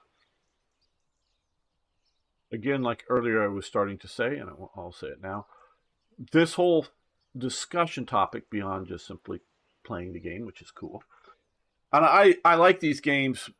This is another aside because gamers constantly doing asides. Um, you can play checkers or Chinese checkers or various card games, and they're fun enough. But I love these games because these relate to the real world, if you will. Meaning these aren't just an abstract playing of a game. Roll some dice, make some choices, see who wins the game. I like the idea of these that are related to something. So, and my recent thoughts coming that, and I see World War One as the abrupt point, but it it's not 100% one way or the other. But in World War One, people go from well, I don't know if I have a good word from, but they start to be treated as if they were um, cogs in a wheel, and more interchangeable cogs in a wheel, meaning maybe within the different treatments, some are realized that there's different size wheels, in the machinery that need different size cogs, but we're all treated as cogs. Whether interchangeable cogs, definitely some are being treated as interchangeable cogs. Some are being treated as if maybe, and well, some are to be a certain type of cog, you have to, like we were just talking about, graduate from a particular school, and is passing some tests. And once you've achieved, hey, I've graduated from a technical university, you're now a technical cog. You know, so maybe acknowledging that, yeah, not all cogs are the same, but we're all just cogs, and most people can graduate once, or most people can get through whatever training, university, whatever. Whether now, does that really mean you need to dumb down university, or some people just take twice as long to get through it? But the idea is, well, if everyone has the opportunity, everyone can be graduate university. The concept, and I do think they've dumbed down university, if you will. So they treat us, post World War I, as if we're cogs, and what we fight over now and what we look for is the formula. And this is important to my developing of my philosophy here, as understanding the situation. The formula. It can be capitalism versus communism, or it can be democracy versus authoritarianism, or it could be uh, uh, the right business structure. Um, what what does the structure of a particular business need to look like? It's the formula, um, and those are what matters. Once we figure out the right formula for whatever it is, again, it can be a business, it can be a, a political system, it could be the right formula for laws. You know, you, oh, well, you can start drinking once you're 21 years old. This sort of, American idea. And, well, and so, because now you're old enough to handle it. Well, probably in reality, some people are able to handle it much younger, but we go, well, but they're not fully grown or developed and can hurt development. Okay, but the idea that, and that's sort of partially the cog, but once we figure out the right age of allowing people to drink, combination of handling it and not being too, being an adult informed consent to drink, and we think it's, healthy enough for something for you to do so, then you're allowed to do it. So that's partially something of a cog too. But once we figure out that formula, then the formula is good, and it's good for everybody and everywhere in condition. The whole history is not yet written, so other uh, political systems will emerge, I guess. Yes, they're often about, or often born out of critics or stalemates. Yes. Well, okay. So what I'm saying is post World War One, the main theme is that we are cogs, all the same, blah blah blah blah, and all we got to do is find the right system, and the mechanisms of that system will just work. Where I am contending is, yes, systems matter. Okay, systems matter.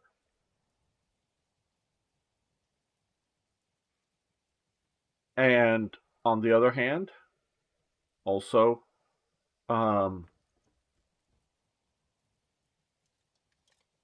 we are not the son of the blacksmith or sons or whatever the blacksmith um, don't need to be a blacksmith or something very, very similar to it. And daughters of a blacksmith don't need to marry other sons of blacksmiths or a very similar sort of job, if you will, like a caste system of India. In that you are born into a particular caste, you will spend your life in that caste. No, that isn't it either. That's sort of extreme rigidism. Everything in that setting. Okay, so we can take somebody who is not very suited for university for whatever reason, and he or she, with effort, both from the university and the education system generally, and from that individual with effort, make it through the university and graduate. And at a basic level, that person can function in roles that require a university education, or something could be a technical education, or whatever. It doesn't have to. And whether it's a technical school in the modern sense, or an apprenticeship, going through whatever, but that they can make it. They can be a cog, because obviously we are working in a system in which there is cogs. But it is forcing a round peg into a square hole, if you will. You can do it. It can work out. But I contend it's not the best way. So people are, to some degree, malleable. They're not fixed in a whether it's a contract theory or organic theory or whatever. They're not fixed that they must, by some arbitrary birth, genetics, whatever, fixed to being a particular thing. But they do have certain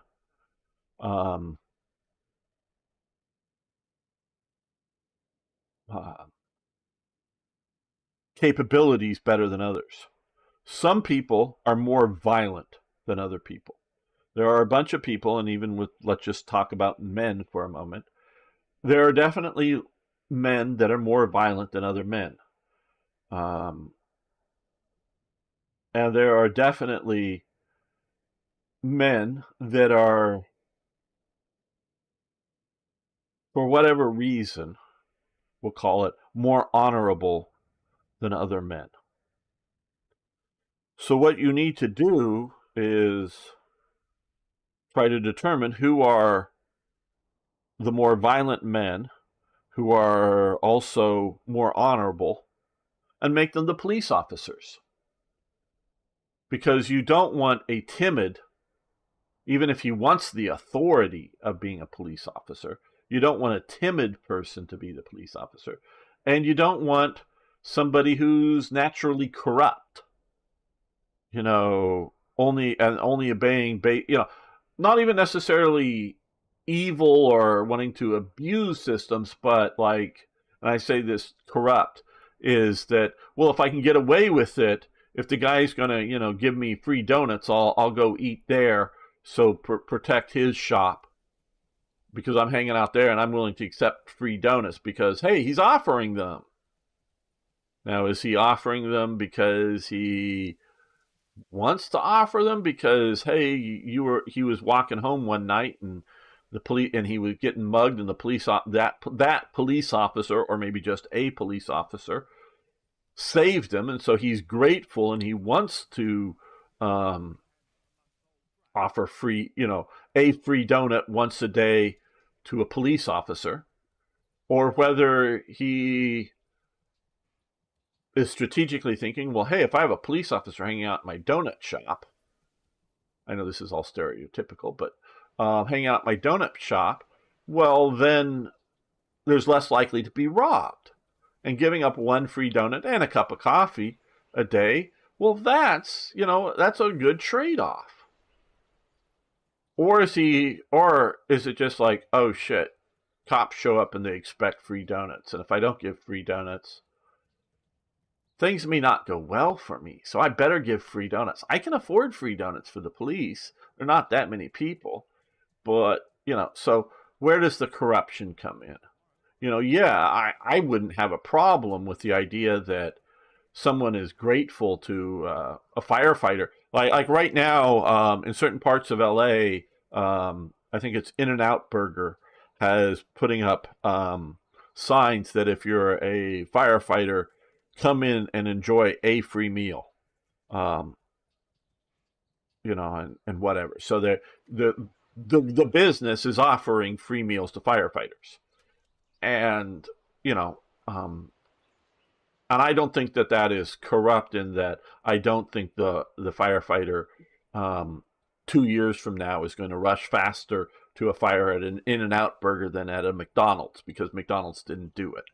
So is it being done? I was using American stereotypes there, but is it being done out of a true desire for to give somebody something, or is it, oh hey, officer so and so, he gets free food up and down this street because, hey, we don't want to piss him off, and he sort of, maybe politely asks, but he expects it.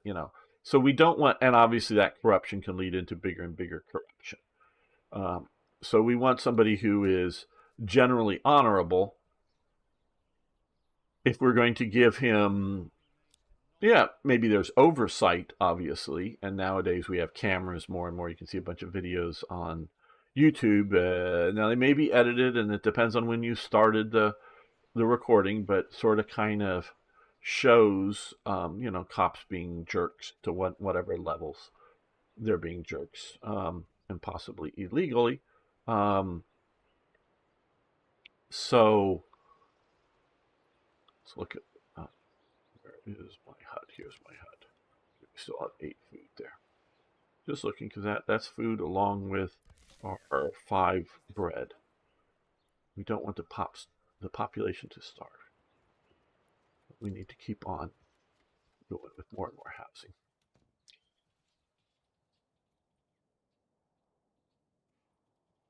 So I have come to the idea that people individually matter. I think, and I'll definitely say I as well, though I think, um,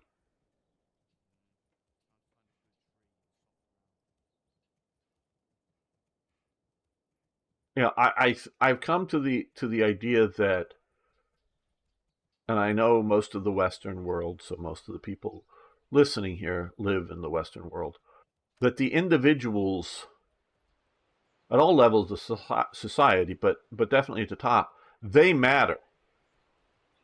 Just because somebody has the right, I'll read. Hello. Wow, how do you pronounce that? Is Ludel Tingle? Am I getting that right? Is Lude Tingle? I'll call you Tingle since it's capitalized second. That's easier for me to pronounce. And I'll get to that comment in just a moment. The talents, the abilities of the leaders matter as much as the formulas, or matter significantly as the formulas that they are advocating for. And yeah, one person, an individual does matter. Biden.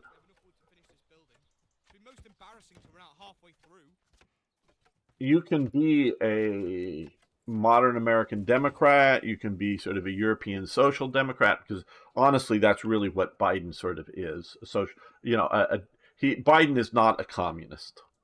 I think he has communists, or crypto communists, meaning sort of hidden type communists around him, and socialists and whatever. But he is sort of a traditional, because I've watched his career for many, many years, a traditional sort of Democrat, which in sort of American or European terms would be a social democrat. That's sort of where his basic political views are.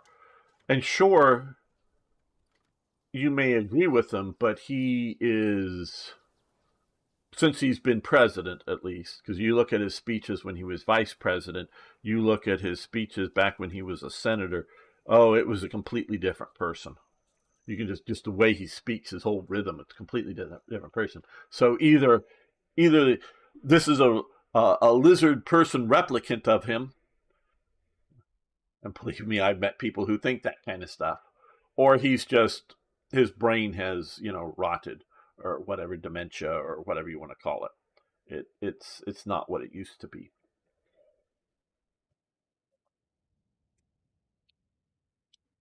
So people matter. The formulas do matter, and to an extent, we are capable of filling roles that we don't fit naturally well with.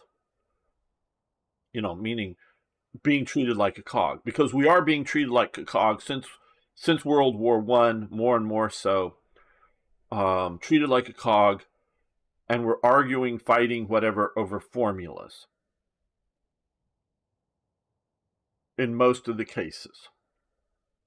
Sometimes, yeah, wars are over boundaries, where the border will be.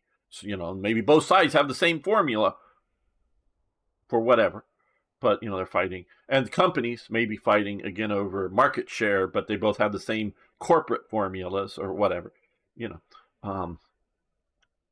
But when we're sort of internally fighting or something, like within a corporation or within a nation, we're fighting over formulas, and we're being treated like cogs. You can sort of kind of look at the current the fire situation here in Los Angeles County area. You see the whole government structure system was thinking that if we just implement the right DEI, diversity, equity, and inclusion formula, regardless of the natural talents or lack thereof for a particular role, that was more important than how well somebody would do their job. Now this was obviously years and years ago, but Adam Carolla, a personality, radio personality and whatnot, I think he has a podcast now or something here in America. You may have not heard of him. I used to listen to him on a radio show driving home from work way, way back in the day. Wanted to become a fireman. And he went to the fire station to apply, and they said, nope. Sign up for it. And so he waited 7 years. Well, he got other jobs in the meantime. 7 years until his name come up on the list to take the test to become a fireman. And in the line, whether it was in front of him or back behind him, there was a black woman coming to take the same test. And he asked her, how long have you waited to take the test? Wednesday. So that he was racially discriminated because there were so many white men trying to become firemen at the time in LA County or LA City. I think LA City for that case. He waited 7 years, and the black woman. Now I don't know if the black woman passed the test. That isn't the point. But she got pushed to the top of the thing within the week, and he waited 7 years versus less than a week, because it would otherwise be a week ago Wednesday or whatever. Because it was a black woman. Now maybe that black woman was entirely qualified to be a fire person, but we can see here the ideology, the formula, because that's what an ideology sort of is, that we have to do DEI over talent, over ability, over the individual. You know, do you meet the basic requirements of being a fireman? And there should be some basic requirements like reading and writing, because you need to not just recognize what an exit sign is, but you're rushing into a building. You need to be able to read the signs. Where the elevators are, where whatever it is. Read. It's not just how can you pick up and rescue people, and it's not just can you get training. Yeah, you got to be able to read and write. There's talents to being a fireman. And there's also physical capability. If you not just mental talents or whatever, physical capabilities of being a fireman or a firewoman. And I'm fine with the idea that there's women that are firewomen, but they've got to fully match up to whatever the not just to get a few in. Do they make the minimum requirements? No, do they match up with the average requirements of your local average fireman? Which I will say that probably 99% of the current women in the fire department do not match up to what the men, because I've known firemen or known one or two, met enough others. They look like they got a lot more muscle than the women. And so not that do they meet the minimum requirement to do the job. No, do they meet the average requirement of the average fireman? So probably the fireman jobs in most of these areas will be 100% male. Just because that's who's going to do the job the best. Now, I don't think it would be 100% white, but I'll say probably here locally where I am, probably be very few Vietnamese or Cambodians, because all of them that I've seen, most of them, I mean, I know there's a few martial artists and whatnot, but most of them, and there's a few big ones, but most of them are skinny little guys. Okay, they may be relatively strong. They may be stronger than I am, but I'm definitely not strong enough to be a fireman. At least not to the average level of the firemen in what would be LA County. Of those who want to do the job with the capabilities, I would not meet the average strength of a fireman.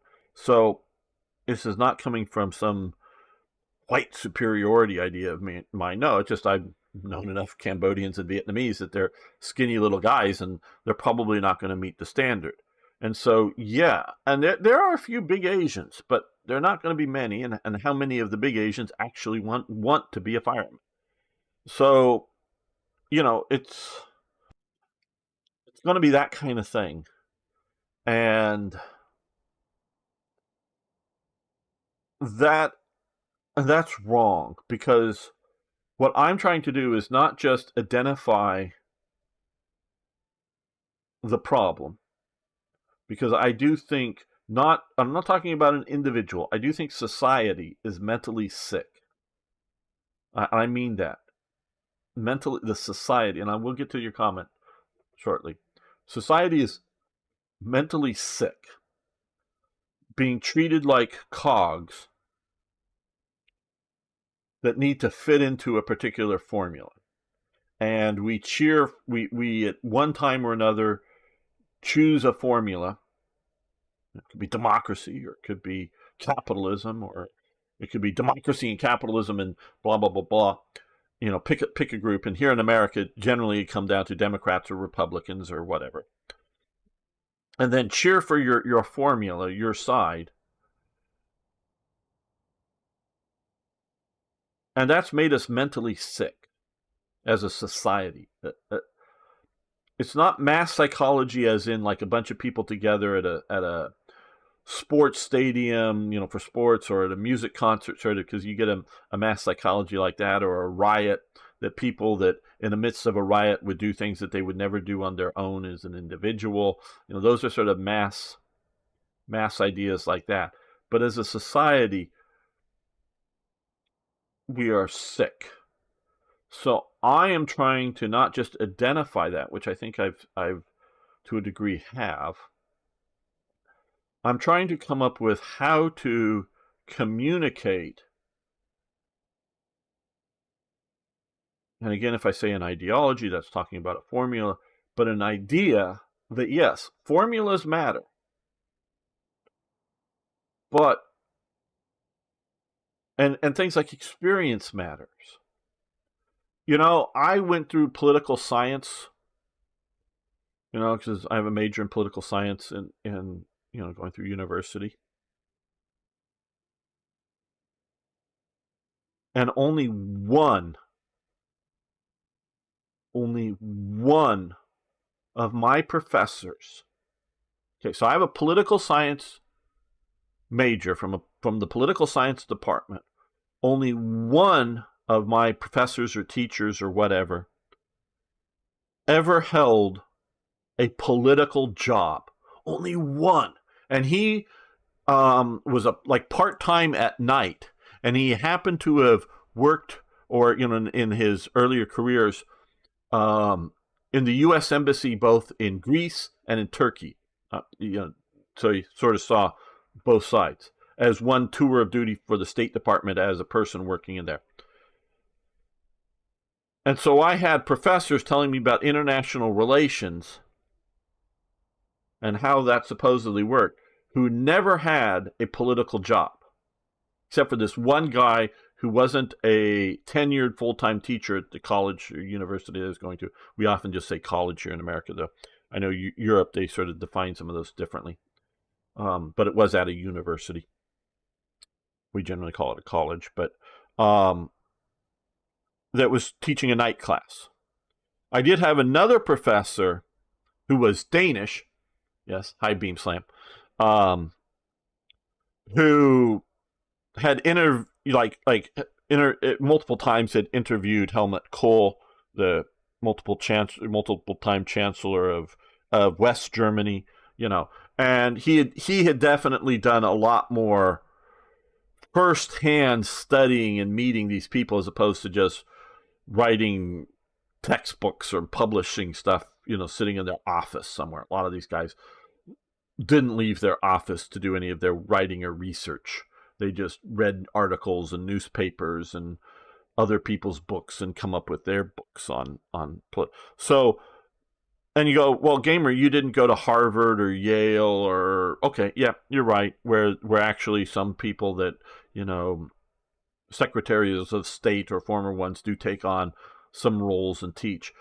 But those are increasingly rare and very few that will actually be that, and the university had no idea or concept of, well, maybe we should find somebody who had three terms as a U.S. congressman to come in and teach in our university about American politics. Or maybe we should have somebody who worked in the State Department, but actually, like I did say, but he wasn't a tenured full-time professor or teacher, whatever you want to say. He taught like one or two night courses in one school and a night course in another school, because there's a bunch of these guys that don't get tenured, but they pick up, professorships in because this LA area, there's lots of universities, colleges, so from city colleges to state universities to big private universities. There's a spectrum of stuff in the greater LA area that you can bounce around and have some jobs.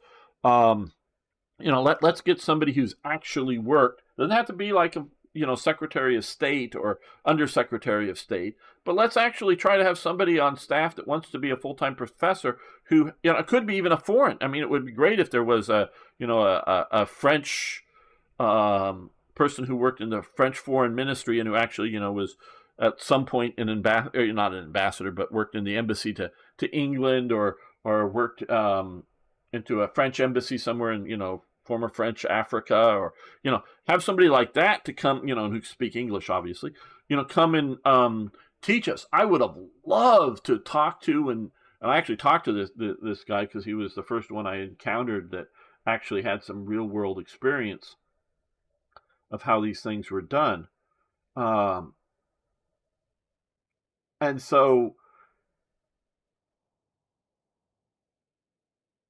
the concept there, these people that are teaching us are so divorced from reality. And so I'm not just trying to identify the problem, cogs and formulas, but how do I communicate? How do I enumerate the idea, the views that individuals, including individual leaderships, matter?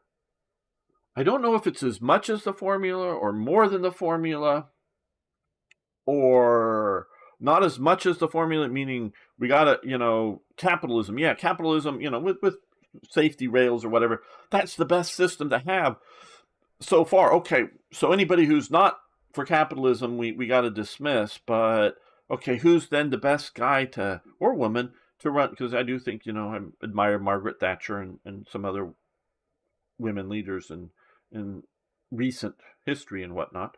But mostly it's men. Who's the best guy to run it? Or, is it, and so I don't know how to do this. So I'm sort of thinking of this. Okay, let's see what Tingle says. It's why companies with deals with military families are more about getting the customer into the door than about carrying and keeping favor, or currying and keeping favor, since the military is a group that deals with external aggression and not internal. There isn't a line of expectations like with the police. Okay, I think yes. Getting the customer families. Yeah, I think I know what you're talking about there. That is definitely a tribal association, because I know that there's some companies that are like insurance companies that I see advertised that specify, for former service members and others, and they're trying to get a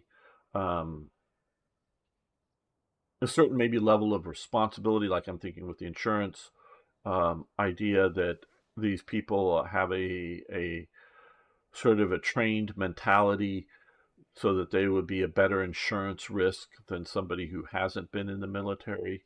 Yeah, there's definitely something to that. And so I'm like I say, trying to use this game to illustrate, because, okay, let's get these two, let's speed this up a little bit when I can sort of concentrate on there. So I don't know what to call other than cogs and formulas right now, but that's more of identifying the sickness. Now I'm trying to come up with, and so my belief isn't that, okay, and so I could use the word things ought to be or things should be, but that's only to the extent that it matches reality. Okay, so let me pause it. I know we just got going. When go back to the fire department, these people, and I saw this ad, you know, because the fire department does things other than put out fires. They do welfare checks. We haven't seen the guy come out of his house in a week. Go in and take a look, and because or a woman, but let's just go with a guy. Go in because maybe he died in bed. And so we check welfare check to see if somebody's in there. So the fire department in essence, breaks into the house, often like through a window or something, and goes in and sees, is he just on vacation or is there a dead body in the house? And just, again, like die in their sleep or something like that. And there's, a bunch of, and the proverbial get the cat out of the tree or something. The fire department does a bunch of other things. Now, they're not like the police that gets called so much for like domestic violence. So what, community relations. But so I do get that there's things other than fire that they do. And so I get the idea that, oh, hey, we want it to look like our community. So, when they show up, it isn't just always a bunch of white guys and the community's all black. Or most, 60%, 70% black, and the whole fire department's white. I get that and back in the 70s and before, that was often like in Chicago or something, because everyone was hiring their cousins and whatnot. So you ended up with a fire department that might not just be white, it might be Irish or something, or whatever. And you're trying to get rid of the racism, whether it was strictly racism or just hiring family and friends that ended up turning it into something. I get that, and not focusing purely on not having it just one group that holds the fire.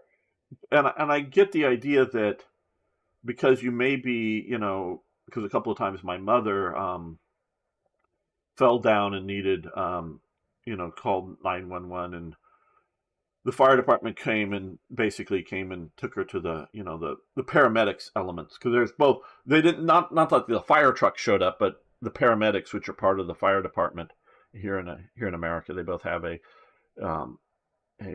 putting out fires, but there's also a paramedic element to it. But all the firemen have basic training, and help carry her out and took her to the hospital. So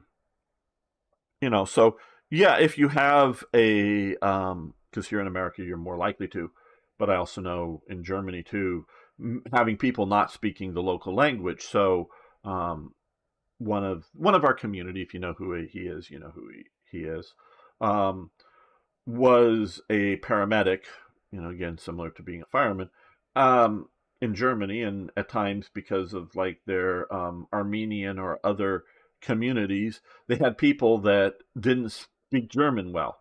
And so he's trying to speak with these people that, didn't speak German well, and, trying to deal with them. So yeah, I get the idea of having people that can well interact with your community. So, but ideologically, they wanted them to look like, if the community is 20% Mexican, there should be, let's say there's 10 people in the firehouse department, 2 of them should be Mexican, and if 3 of them are 30% black, 3 of them should be black. And well, half the population's women, so half of those people should be women, and blah blah blah blah blah blah blah blah. Getting back to a formula. So yeah, there are other sorts of concerns there.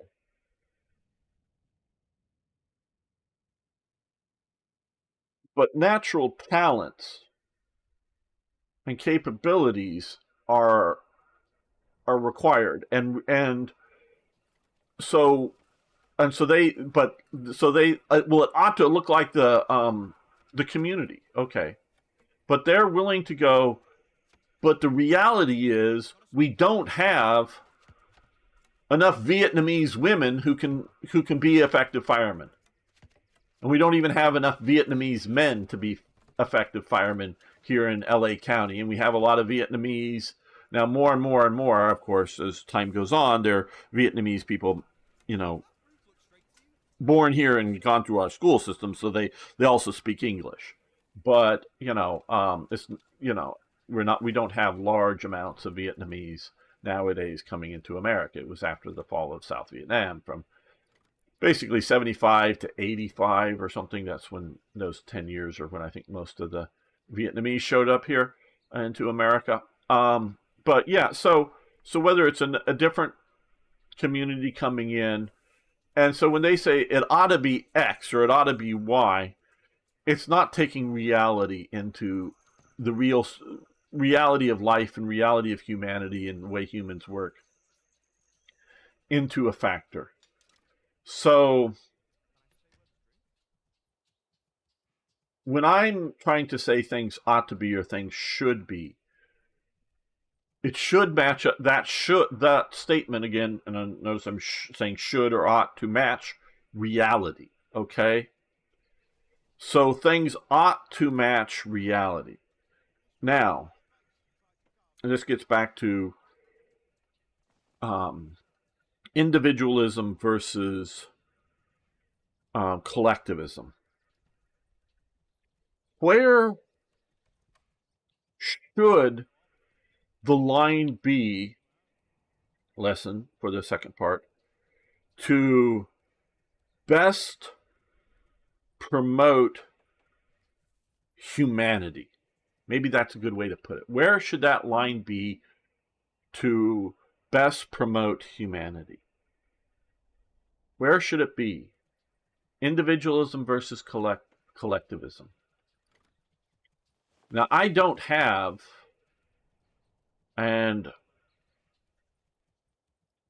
maybe I'm not arrogant enough to think that I have the answer, but yes, we've got to have people that clean the toilets, clean the sewer systems. That we've got to have them. I don't think, always look at well, we'll just bring in subhumans from other parts of the world. Well, there may not be subhumans, but they're just grateful humans to even be amongst us lordly first worlders, that they're willing to come in and clean our toilets, clean our sewer system. So we get our sewer system cleaners from outside our community. Well, who's going to be the boss of these guys? Who's going to be the talent that leads these people? Well, is that going to be one of these people from the third world? Oh no, we'll get an American to manage them. Okay, so now we have an American. Is he going to spend his apprenticeship cleaning the sewers? Going down into the sewers and the muck and the stink and the whatever, so that he knows the job? Actually knows the job? And does it for 10 years before becoming, a manager above it, literally and figuratively?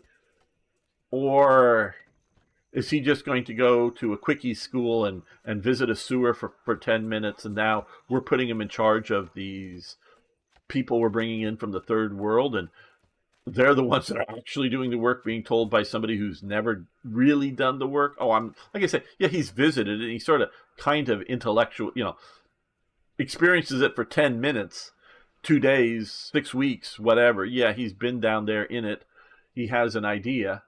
But do we put him in charge of this thing because he's one of us? Or do we allow the sewers to be run by people from the third world who are not us, who will learn from apprenticeship, and the way to do it is the way I was taught to do it, and they don't think beyond that, so they never come up with a better way to clean the sewers or design the sewers or whatever, because it's just the way I was taught, and that's what I keep doing because that's what I know. And so, how do you have, how do you organize up society? How is it just the libertarian way of, well, I don't know. Let's go step back from libertarian. But is it just the capitalist way? Hold more and more money out in front of somebody until they go down into the sewers? Okay, that could probably work for the sewers. Society, even if you didn't allow people in from the third world, it was just a closed society, only people being, born and lived into society. What are these guys talking about here? They're talking about a gamer's full of shit, probably. Okay, well, now, let's see. People here. Hmm. Enders. Okay, he's doing the trees. I don't know. Let's see. People here. Ah, this guy. Oh, these two are related. No, another guy named Enders. Lots of. Uh, that's okay. Enders here is waiting. He was arguing with. I'm guessing Erhard is the son. So Enders. Arno is now the head of this plot. Oh yeah. Yeah. Coacia Maximus was the great sewers of Rome. Yes. In Denmark, there were people, were night people. Yes, a guild with the task of work to remove dead and animals. They didn't choose the work, but the son continued after the father, and so on. Um, as I should be, yeah. Yes. Yeah, well, yeah. Coac sounds like Coaxia Maximus or whatever, and the Coac, like in a beetle or whatever, is the sewer of the beetle or something. Like your like your intestines. Your lower intestines or whatever, your bowels. Um, yeah. Well, night people. Um, in the English sense, that was night soil, is what the poop, shit, whatever was called, and they were collectors of the night soil, and that would then be taken out of town and sold to farmers to put onto their fields as fertilizer. So it was in England. So again, I know this better. It it was definitely a very low status and probably rather low paying um, job, but they would go around because people would, um, you know, poop in a pot and in a city, because in a city you didn't necessarily have. I don't know if we see any outhouses here, um, uh, but yet. But in a city, you didn't necessarily have this extra space, so you would poop and then you would pour it out your window into the street, um, in the morning or whatever. Um, in Edinburgh, that's the both ancestral and modern day capital of Scotland. It was a very very tight city that was walled, traditionally. Still sort of is a tight city. I lived in it for some years. And um, along the main street, which was called, well, it has different names as it goes along. One block it's called one street, and the next block down it called a different street. It's this sort of medieval kind of thing. But modern day, collectively, they call it the Royal Mile, because it goes from the castle to the palace. It's approximately a mile long, so they call it the Royal Mile. But like one part of the street is Cannon Gate and blah blah blah blah blah. Well, they were along here, and the streets right off of it. I think they were. This is in the Middle Ages, not modern day. It's actually modern day. It's much shorter. They were like 7, 9 stories high, and most of what you see today is stone, but stone went up only so far, and then there were wooden levels above it. So they would pour their poop out the window onto the street, and because they were nice people, well, one thing, the fashion was, particularly for men, to wear a hat that with a really wide brim, because when somebody's pouring their shit on you from 2 stories up, you would rather have it with a hat with a really wide brim, so it comes onto the hat and spills off onto the street more so than just coming into your hair and your face and down into your clothes. So your really wide hats were really popular in Edinburgh. And since most of the people were sort of nice, and Edinburgh was back in the Middle Ages and early Renaissance, was very attached to France. They used a lot of French terms, so they would say "God de Lou." Basically, my understanding, that translation of that into modern English is "look out below." Shout below so everyone sort of look up and get out of the way, and then pause for a moment before you pour your shit into the street. And that gets shortened to what the Scots call a toilet, a loo. Gare de loo just becomes loo, and Scottish, and it gets into the English language. I use it a little bit just because living in Scotland. So that's the loo, how you do that. So who else wants to? Does Beam Slam or anybody else wants to get have a villager named after him? I'm hoping this series will last longer than the 1 day series that the other one lasted, because I waited for a while when this new thing came out. But so we might be able to get our and in the modern day, because things are different. In the modern day, we might be able to get our sewer workers to comply to be sewer workers by giving them money, and society be able to afford it. Like, hey, we'll pay you money to be a sewer worker. Yay. How much? And you go, okay, yes, good. But we can look at compelled. We don't have a smith yet. We will be getting a smith. We can do Beam Slam as a smith once we get one.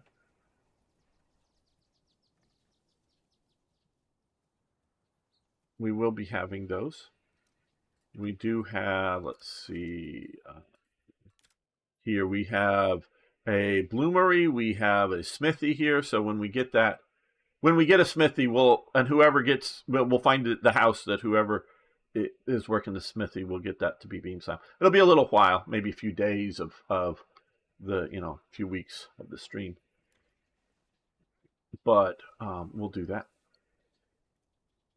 But because in this scenario here, I picked a scenario. They're still within, again, this is early access, blah blah blah blah. There's 3 basic scenarios. There's one is sort of a peaceful scenario in which you just go and build a high-level city as you can. Then there's this scenario in which there's periodic bandit raids, and we'll probably be finding bandit encampments around. And then there's the third one in which there's sort of an off-map other baron that will start to take control areas, and you need to battle them. So we sort of, in my opinion, taken the medium difficulty of just going after bandits.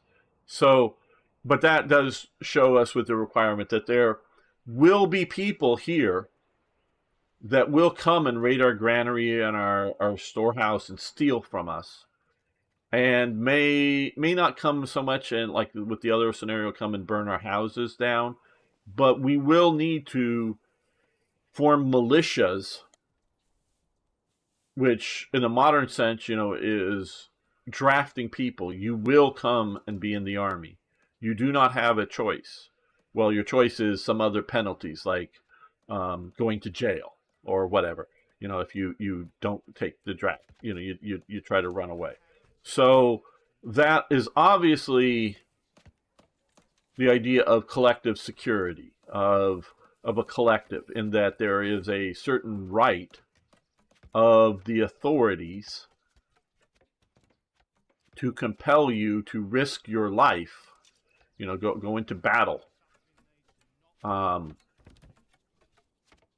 And whether, and again, what I'm trying to work on with this ideology, not just the Middle Ages, this could be whether it's the deciding factors are done democratically or done authoritarianly, whether, a guy who just with the military takes over, or hey, he was born to it, a king or something.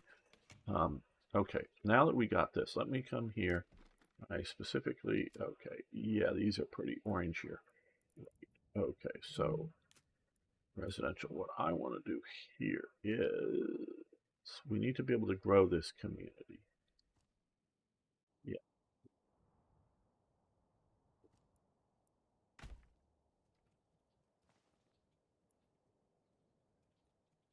So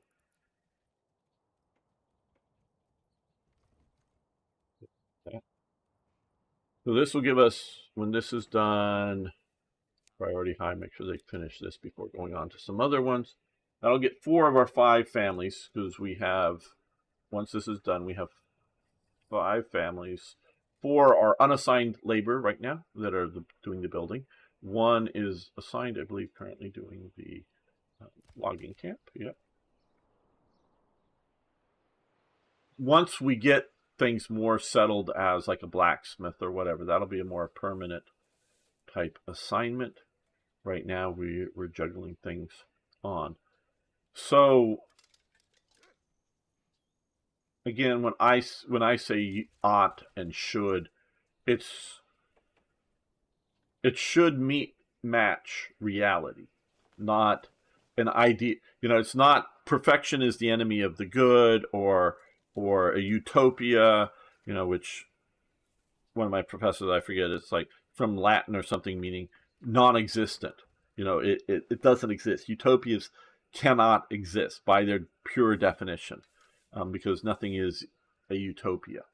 I'm not talking about a utopia or some fantasy that everybody should be equal and have an equal outcome because, hey, all humans are equally valuable, and whether you clean the sewers or you paint pictures, we should all be compensated equally. Now, how in the hell, if you just have a desire, now this is something I recently heard. Somebody was, arguing on Twitter or whatever for communism. And what would happen if you had communism actually really comes in it? What would you do? Oh, I would be on my farm painting pictures. And everybody's going, your farm? The means of production are the government's farm. So these communists don't know what they're talking about. They're nutty people that don't think. But if everybody is paid equally the same, and you can choose your ideal job, right? Who's ever going to be the sewer cleaners? Even if the sewer cleaner doesn't actually go down into the sewer, he sends a robot down or something, but it's still a yucky job. Who's ever going to be a sewer cleaner if everybody makes the same money? If everybody gets an equal compensation?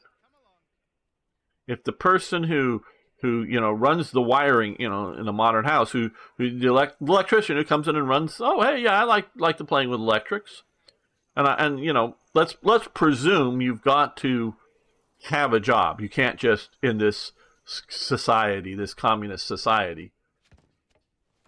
No, communism, everything pays the same, Arno. Everything pays the same. You get the same compensation. You get the same health care. You get the same size of house. You get the same amount of pay. You get you get your same groceries. No, because they have to work same number of hours.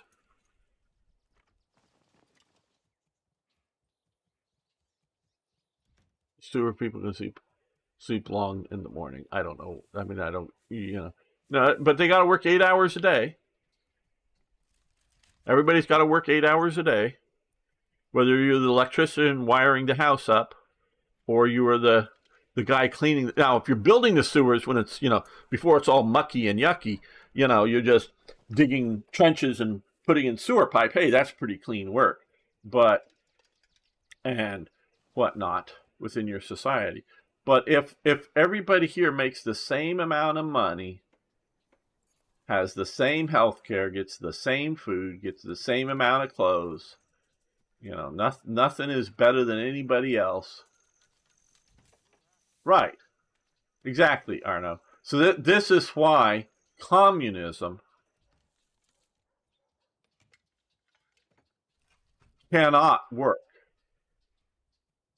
because if everybody is equally compensated, if the manager of the factory is just simply the manager because the collective workers of the factory voted him the manager's job just because somebody has to do it, but now he still has to, any big or significant thing has to bring it up in front of the Soviet, the committee, and the committee is elected by the people working in the factory. So yeah, there is an official manager, but he makes no more than anybody working in that factory. And the person who sweeps the floors and the person who's the technician that fixes the machines, and the manager, as well as the basic person that, handles the machines, is different than the technician. All of these people are all making the same amount of money in that factory. One's had to go to school. Okay, and while he was going to school to be the good technician, yeah, he got the same amount of free food and money. They paid him to go to school. Maybe he had to pass a test, just because there is a little bit of competency checks within this society. And yeah, if the manager is not doing a good enough job that the people, collectively in the factory thinks, they'll, the committee will remove him from being manager, demote him because maybe he had been one of the assistant managers or whatever, demote him and try somebody else, and, whatever it is, and everybody's floating along, but everybody in that factory is all making the same amount of money. Okay. And, if you want a better job within that factory, you got to convince the committee to put you to a better job. Doesn't make you any more money, so why not just keep sweeping the floors instead of fixing the machines? You don't make any more out of it. And yeah, you get the chance to go to making the machine, or fixing the machine school, and that they'll pay you and all that stuff. Just as if you're working the factory. It's not like you had to, have somebody pay for your food and your housing while you went to school. No, the society pays for all of that. But you don't have to. So, and sweeping the floor, maybe, sometimes maybe taking a broom out. But where I worked in the grocery store, they had this thing that sort of looked like you would use to, the Zamboni, walk behind sort of Zamboni that cleaned the, shaved down the ice for like ice hockey and whatnot, ice rinks.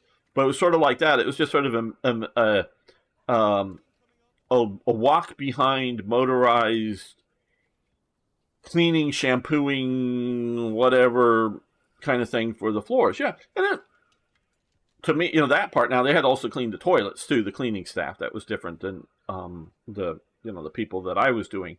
But just simply walking behind cleaning the floors behind this machine was no harder than what I was doing in it, but I didn't have to clean the toilets. That was their jobs. They also had to clean the toilets. But so yeah, cleaning the factory may be a better job than fixing the machinery in the factory. But you all get paid the same. You don't have any better or any worse payment. And it's just the job that you do. Okay, I'm going to, now that we are sort of, we're going to add one more person to because we still have just the 5 families. And we still have, we're down to 7. We had 8. Hey, you! No slacking. Storehouse, no, not storehouse, granary is what I want. Okay, no. Yeah. Well, we have nobody working there, but yeah. They'll come and get the food from here before they starve. They are that smart at people, but. And so society needs, sewer people. Society needs soldiers. Oh, there's some crows. Oh, I know there's, before I heard about the latest Nosferatu, I just see this, I'm going to tell you. I had a dream a couple of weeks ago. Oh, man. Wasn't like my normal dreams. I see these crows here. And I'm not going to explain it all right now. And I haven't seen this latest Nosferatu. But the way this dream was going, if you were to make it into a vampire movie, it'd be the scariest vampire type movie ever. It was very, very different, but it was still sort of a vampire thing. Um, and I'm not going to go deep into it here on that, but one thing was, um, well, at certain conditions, you viewed the world differently than we view the world through natural light. Okay, if you had this ability to view the world, you could see, but you see the world differently. Meaning, it's not the normal colors or normal thing, but the shapes are there and whatnot, but it's different. But you could tell who or what, this is sort of what, were the vampires. Meaning, if you just saw the world through normal eyes, they just look like normal people or whatever. But vampires in this dream, and I normally don't dream like this, in the daylight, oh wow, look at that, look at that, look at that, look at that, how that, uh, oh, too far. Look at how those crows are sort of missing bits and pieces. Interesting. Um, Vampires, you could see the vampires flying around in daylight, but they look like crows, not bats. And this was a really, really, really scary. Yeah, well, this does sort of look like supernatural crows. But with this sort of vision ability, don't want to give away too much, but with this vision ability to be able to see vampires day or night. But in this dream, vampires were they were out in the daylight, but were much easier to see and identify if you had this vision. So they didn't necessarily like to be in it, but in the daylight, they flew around as crows. Now you could maybe see them; they look like giant crows, like human-sized crows. But to the average person, they would just see a crow. So like they'd fly around and just look like a crow. But you saw them as like giant crows flying around, and they were sort of hunting you, kind of things. And it was scary dream. It was one of I normally don't have horror dreams like this, but man, that was. And um, this would make any vampire sort of story movie. Oh boy, it would be scary, scary, scary.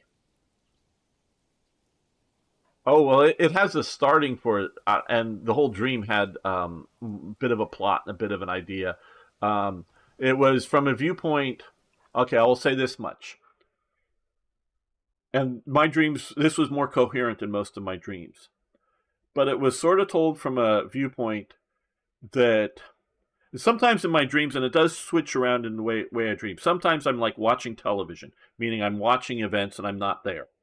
It's not me. And sometimes it's still not me, but I'm sort of looking out through the viewpoint or the eyes of a particular character in the dream. And none of this dream has anything to do with me or my life. It could be set in the future, in the past, or just wherever. So it's not in any, maybe my subconscious is maybe relating to something in my life, but it's not me being in a role. And so sometimes the role I might be viewing out of is the bad guy, and sometimes it might be the good guy, or whatever. But it's sort of like it starts out as there's this vampire hunter who has this ability to see vampires. But the way, and I'm purposely not describing the way that all sort of looks, and that's part of it, and that's what really creates the terror. Not just that there's vampires, but this whole thing. But he's there, and for some reason he shows up and protects this other guy, and not necessarily explaining my dream, though I could now place something together. But he knows he needs to come and protect this other guy who knows nothing about vampires or anything else at the start of this, and so in the ensuing fight with the vampires coming after this guy who knows nothing about it, the vampire hunter is almost sort of defeated, but the other guy is able to, stab the vampire in the back or something, and kill the vampire at the last sort of moment. But now they're both, because this vampire was sort of powerful or whatever, other vampires are now hunting them both. And they're now being hunted in society by vampires that can, so to be, and so that was just sort of would be the starting plot of this vampire sort of, not everyone's a there's just, there's just a few sprinkling of vampires out there in the world. In a city like LA or something, there might be 20 or 100, but that's minuscule to the size of the population. But they're now sort of hunting this pair when they can, and there's some very, very, very scary imagery, and things get very, very bad. Vampires are nothing against. Well, depends. Are they shooting silver bullets? Yeah, if you beam slam those. But how do you know who's a vampire? How can you see who's a vampire? Vampires look like just everybody else with regular eyes. Oh, it was very vivid dreams. But in this way, at night, because you would, and again, in the dream, it didn't necessarily clearly define everything. My dreams don't, but I've sort of thought about it retroactively. Um, However, it was to go sort of into vampire sight mode, to see, to determine, because again, they would look like either they could like polymorph into something like a crow and you just think it was a crow, or they would look like a regular human being, so you wouldn't have any clue as to who the vampire was or wasn't. But in the vampire sight, at night particularly, you have like very short range and very easy for the vampires to hide in the dark. So, I mean, giving a little bit away of sort of the viewpoint of what was going on.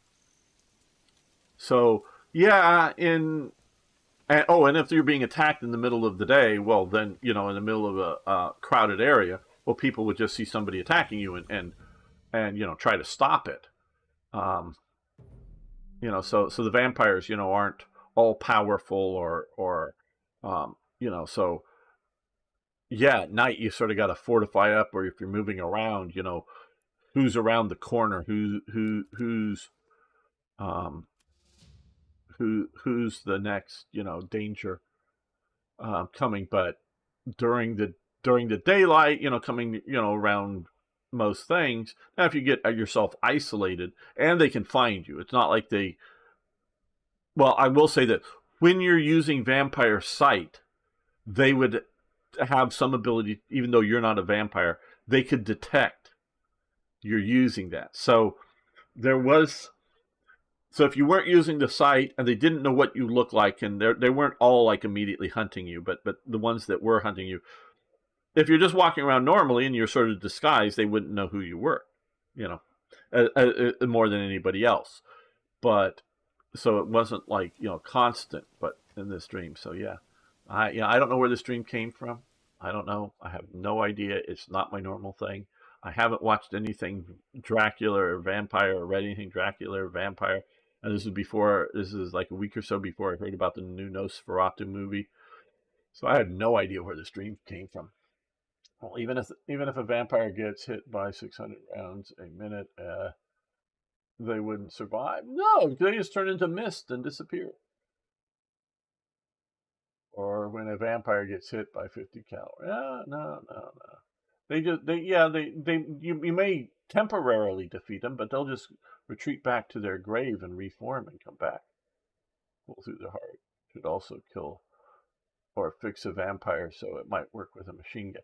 Yeah, that would be, does it need to be a wooden stake through the heart? Can it just be a metal stake through the heart? And would a gun do that?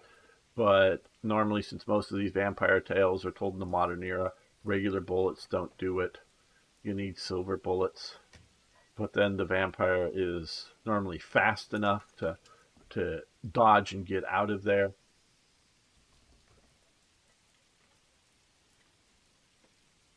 Yeah, there is. I haven't seen it. I hear it's good. I normally don't like modern movies because they're modern movies and they're normally not very good. Um, you're saying you don't want to spoil anything as if your dream is an upcoming movie or book where everything will be revealed. I don't know, T2. How you doing? I don't know. I don't know how to sell it to Hollywood, but damn, if I were to present this in a way, and I could maybe draw some pictures and get it over to an art department, and the way it looked and the way the whole thing was, it was scary. Just that. I mean, you still need to. And I have my dream came up with this sort of the basic idea of the basic sort of plot beginning was, for whatever reason, the vampire or a vampire or vampires were going to go after this particular person. Could later be something you find out.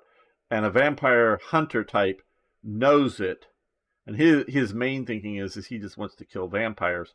Sort of a Solomon Kane kind of thing. Yes, I've read some of that or saw the anime or whatever long ago. Um, Kind of figure.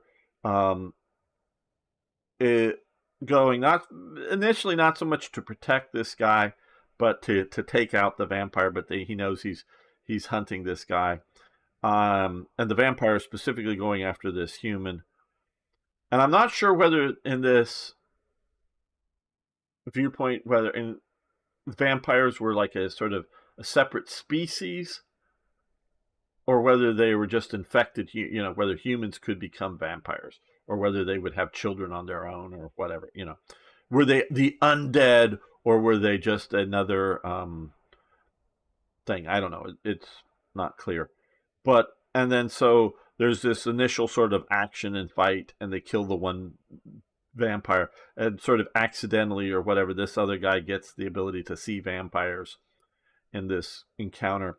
And now they're both sort of now being hunted. And so your viewpoint character is the person new to this and experiencing this sort of shadowy world, if you will, of vampires in and around our society. And it could be set in the past. You could do this, sort of like in the 19th century. You could set it in the current period or wherever you want, modern day. But that you're now trying to not die. And not all vampires are immediately hunting you or looking out for you.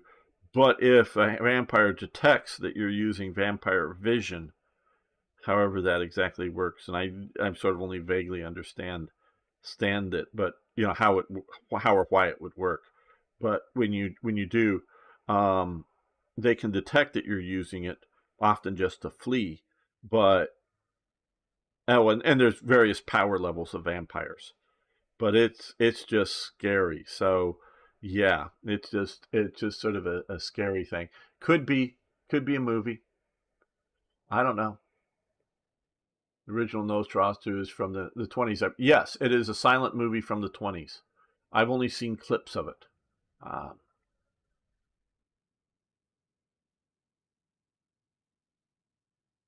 yes, I believe it is quite scary. Like I say, I've seen clips from it. I often avoid silent movies because I often just fall asleep. I remember many years ago when they first were released the big Napoleon silent movie with a new soundtrack and put it on television. I really wanted to watch it, and within about 20 minutes or so, and I wasn't particularly sleepy, but just watching, I was just falling asleep. And several other times I've tried to watch longish silent movies, and I just fall asleep. I don't know. So I'm not big on them that way. So yeah, but this would, yeah, if you add certain elements to any decent plot line, this way of presenting vampires, which is different than anything I've ever seen in any of. Because I used to be fairly big into vampires until the last thing I read was I think it was The Librarian. It was a great vampire book. I think it was called The Librarian. Um, but and I, some of Anne Rice, not just the movie, but read some of Anne Rice's books and um, whatever, going way back and going back to the original Dracula, Bela Lugosi's Dracula, and um, the most tanned man in Hollywood playing a vampire, George Hamilton's, Love at First Bite, which is a comedy um, vampire movie, and other stuff. And watched a lot of it. Then I just sort of got sick of it. Before the Two Silent Haha. No, actually, I think it's a lot of the music that they put to this uh, to the silent movies, because silent movies weren't silent. There was normally sound, but it wasn't coming from the movie. It was um, being created locally. Sometimes there was orchestras. Sometimes it was just a guy with a piano or an organ. Sometimes they would set up and have, like you would see for like a stage play, somebody sort of rattling a piece of metal to create lightning sound, or a blank firing gun to try to, if there's a gunfight in the movie, or if they were on a train, someone would try to be simulating some sort of train sound.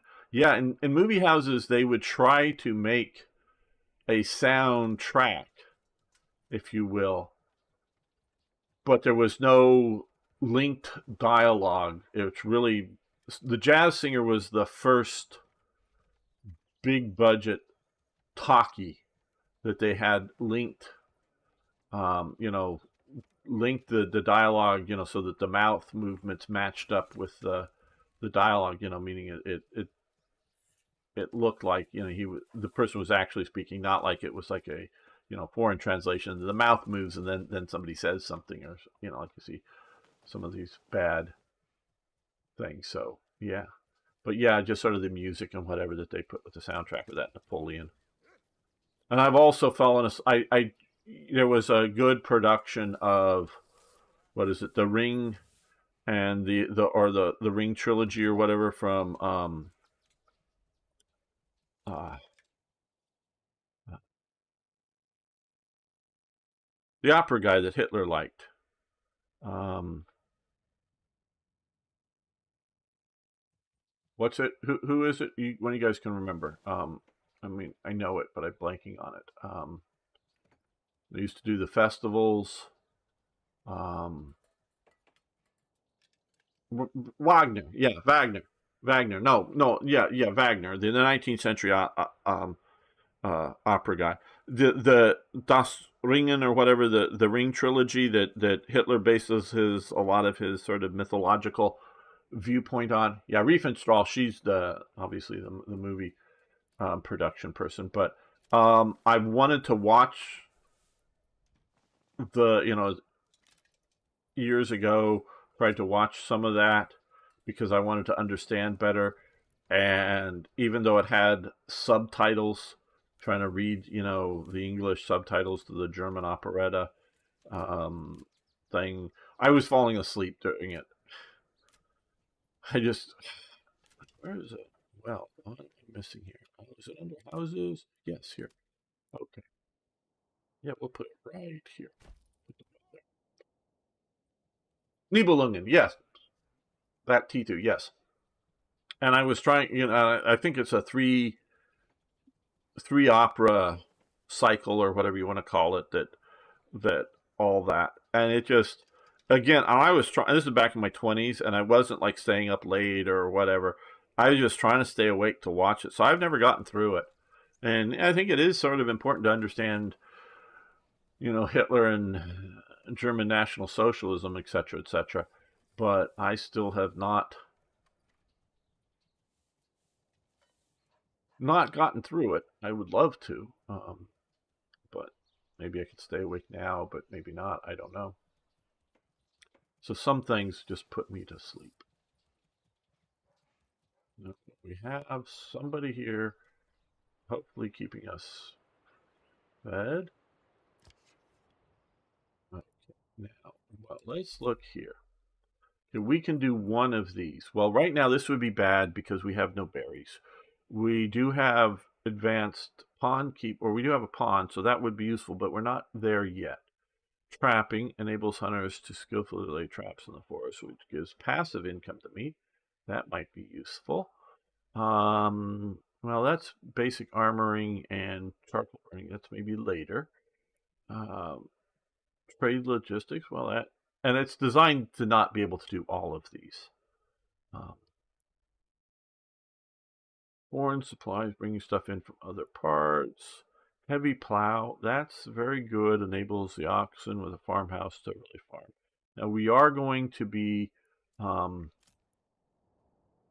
because we do have a pond here for fish, but we have a fairly large area, so we're going to definitely try to do farming here.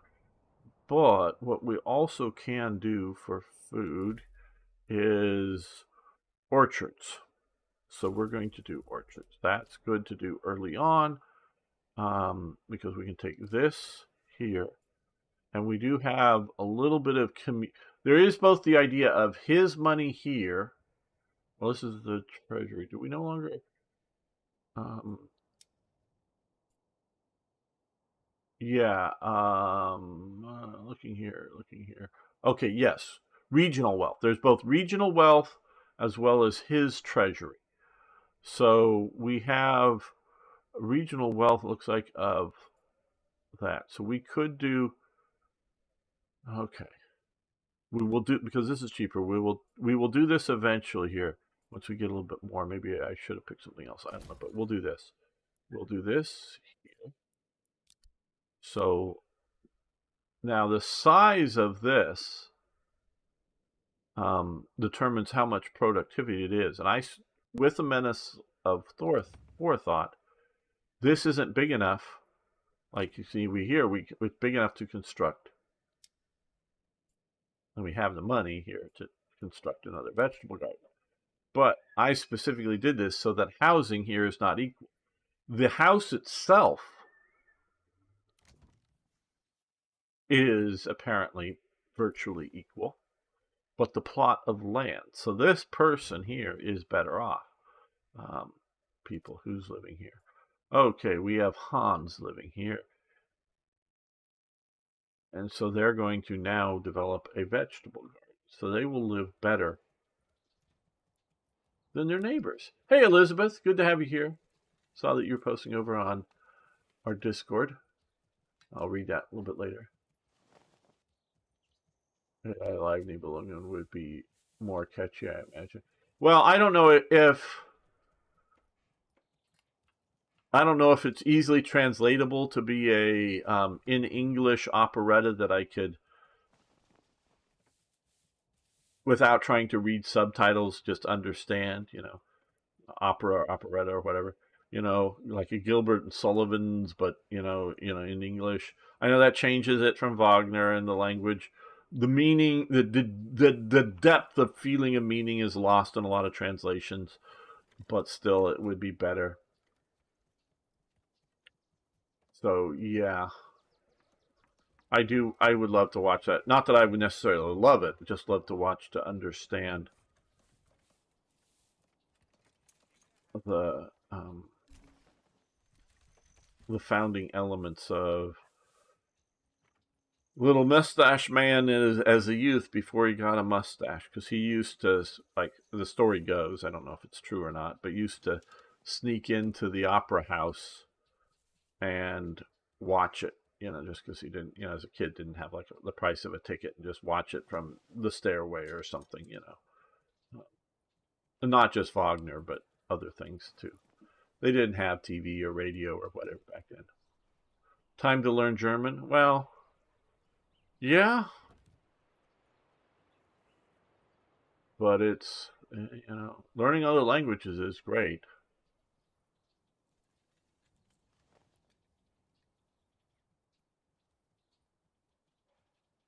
The best way I've found to learn languages is to go to the country.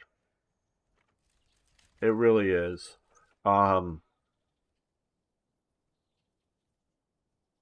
because it's survival skills. I start being around in France. My French starts getting better very, very quickly. Um, Being in Germany, my German gets better. Um, the game is going very well. Have you considered Manor Lords before? Well, I go back with Manor Lords all the way to the original release of the very early demo model of it, and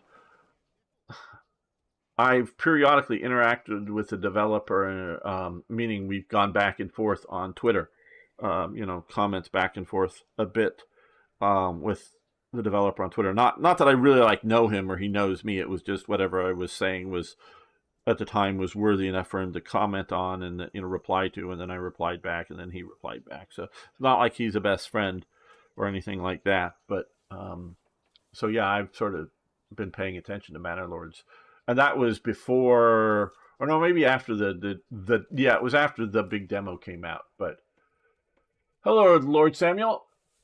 You swapped your CPU Wednesday, and so happy I don't need to downclock the whole PC performance anymore. Well, very good, very good. Things are definitely a balance with PCs. You got to get the right, motherboard, CPU, and memory.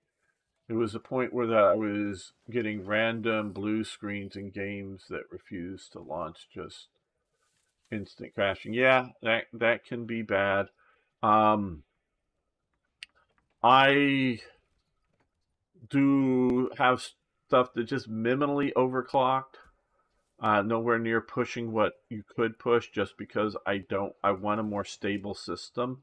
I do want more than average performance out of my equipment, but I don't push for so good, just because right now I'm playing this game. I'm streaming this game live out to you guys, and I'm also recording the game at a different quality than I'm streaming it at, so it's a higher quality than I'm recording it. So between my CPU and my GPU, as well as, of course, seeing your chat come in and whatnot, so I'm putting a fair amount of pressure on my system to play all this. And they went to the newer Unreal Engine, and so that makes this much smoother running than, oh, well, that demo was god-awful. It was very unoptimized and whatnot. So, yeah, this is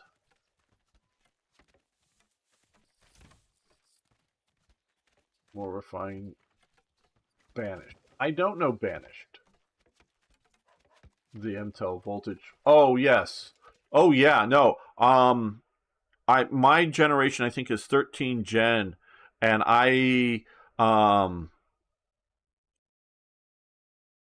downloaded a new BIOS that actually made me, because that changed it enough. It didn't like whatever my Windows 10 in key, so I actually found another. Even though they stopped selling it, I found through Walmart here was selling online. The physical hard disk, although it is a CD or DVD ROM hard disk version, but it also just has the code, so you can download. That's what I did. But a key. I had to find a key that would work. Some of these sort of key resellers things didn't work. They claimed that, well, if you just do this and this and this, and I said, fuck it. I paid $10, just let that go, and got another thing through that. So, because I don't want to be on 11, I want to try to skip 11. But yeah, so I went in and installed it. Yeah, it does a little bit supposedly slow down the system to preserve it. But fortunately, it seems like my particular CPU of 13th gen, and yeah, it is mine is like an i9 or whatever.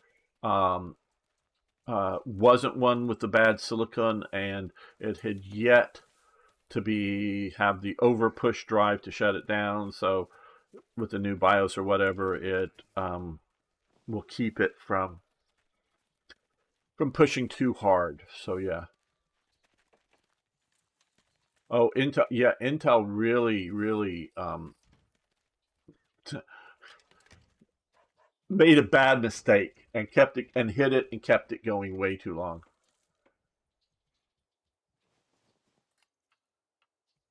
It very well could be still a problem. Uh, because I'm old, I've sort of got preconceived ideas in my head, and a lot of that is that Intel makes the best CPUs as opposed to AMD. AMD was always, hey, yeah, almost as good and cheaper. So if you're on a bit of a budget and um, go with go with AMD, they're decent, but Intel will be better. Um, but now I might consider. Fortunately, mine is doing good. My 13th gen is doing good. I have no plans on going to 14th gen. Nothing that I'm playing needs that. Um, so hopefully everything will work good. And whenever 15 gen comes out, I may jump up to that. We'll see how long that takes and what's going on, but I will definitely consider an AMD CPU if I need something, if this does go bad and I do need something. Water cooling on my system because Outer Lake Gen ran so hot. Yeah, my CPU has an AIO water cooler. My GPU is just uh, a Strix AOG or ROG Strix. Yeah, ROG Strix. Um, uh, Whatever. I'm not the 40. You know. I think it's a 3090 or something. Uh, it says on um, the all of my system stats are go to the chat page on um, Twitch, and you scroll down. There's listing of my current system stats for my main system. When I'm at my secret mountain base, I'm streaming from my laptop, which is obviously a different system. But um, so if you just want to see what I'm for any game, I keep it current, and I sort of have to sometimes refer back to that to quickly find out what I have on my system. How does combat work in the game? If every NPC has a name, I might feel a little bit more guilty. Yeah, you have three types of soldiers on your side with this game, at least so far, and we can come and look. Um, One, we can create a militia, and the units axe and shield, spear, pole arm, bow, crossbow, and you can see the weapons here and whatnot. Then once you build where been a while since I've been playing this. No, no. Oh, here. Once you build a manor, you can get a retinue of sort of professional soldiers, basically that all they do is hang out in your manor and don't do any other work, don't do anything else. But when you call them up, they will be men at arms soldiers. Then, which we can come over here. We do have hireable mercenary units. So this is local thugs, um, two levels of bowmen and brigands. Those are the currently available mercenaries that you can hire in. So those are the three types of soldiers. And so the first two that I described are named people that hang out in your village, whether they're the men at arms or we do have Arno here. Hey, Elizabeth, let's see. Where? Well, we're really not going to, this early on, people are going to be changing jobs a lot. So, I don't like this name. So, well, okay, let's find her. We got to sort of find Anthus or whatever. People here. No.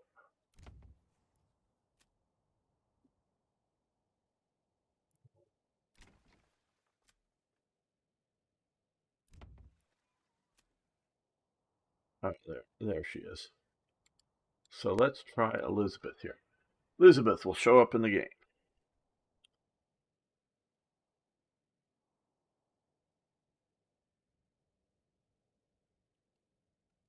Okay, Elizabeth W. We'll even add the W so we know it's this Elizabeth. Okay, so Elizabeth is now there. Going to go get supplies here. And Elizabeth is the wife or of the family that has the vegetable plot.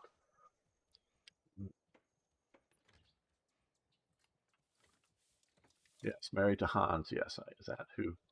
I didn't even look. Yes, married to Hans, and Veit is the son. Basically, is how. So she is going to go sow some vegetables in her home. Hans is going home, and Veit is transporting something.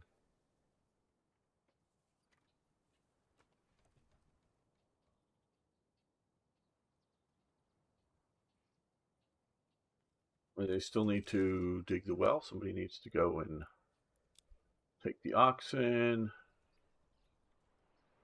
Get a. Okay, somebody has. Maybe they're taking it to the well. It looks like instead of taking it to the stockpile here. Okay, how big is the stockpile? 9. And hold 28, so we'll keep them cranking at that. So yes, I think because we got here, so it's running out of fuel. Okay, so now we have that area sort of kind of being cleared there. So what we'll do here is come to advance. We're keeping, we don't want them harvesting over here. So we'll move sort of nearby, but over there a bit. Now, the next thing we will build, because we're going to run out of fuels sometime soon here if we don't address it. Where is it? I haven't been playing this much. Here we are. I sort of, I know the guy is doing a good job at keeping it realistic in that, like, buildings don't magically appear. We just designated this the spot. Somebody's going to come and collect the wood. But I really think the Woodcutters Lodge would simply be taking the leftovers, shall we say, because you will want, smaller pieces of, big thick pieces of wood for your structural timbers, maybe again from big pieces of wood, but cut thin if you are doing wood walls as opposed to wattle walls, branches. But I would say this community here would sort of be when one of these trees comes down, some of it goes to the woodcutter, some of it goes to here, but I'm not sure. I just, that's just my gut feeling more than any sort of, hey, I know this, is to be true. Um, can you do a walk around? Yes, we can do that again. Um, we can see that. Never knew they used pigs for log. No, no, no, no, no, no, no, no. Uh, where is he? He's an oxen. That is an ox. But we will. Let's come here. Let's get out of this and let's click viewpoint. Okay. See, now we can walk up. That is an oxen. It's not a pig.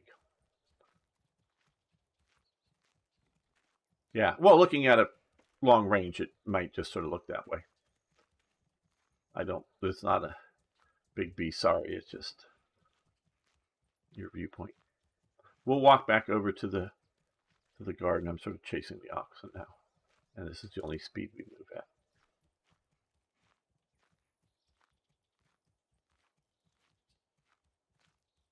Yeah, I don't think pigs would make good beasts of burden. I sure you could do that.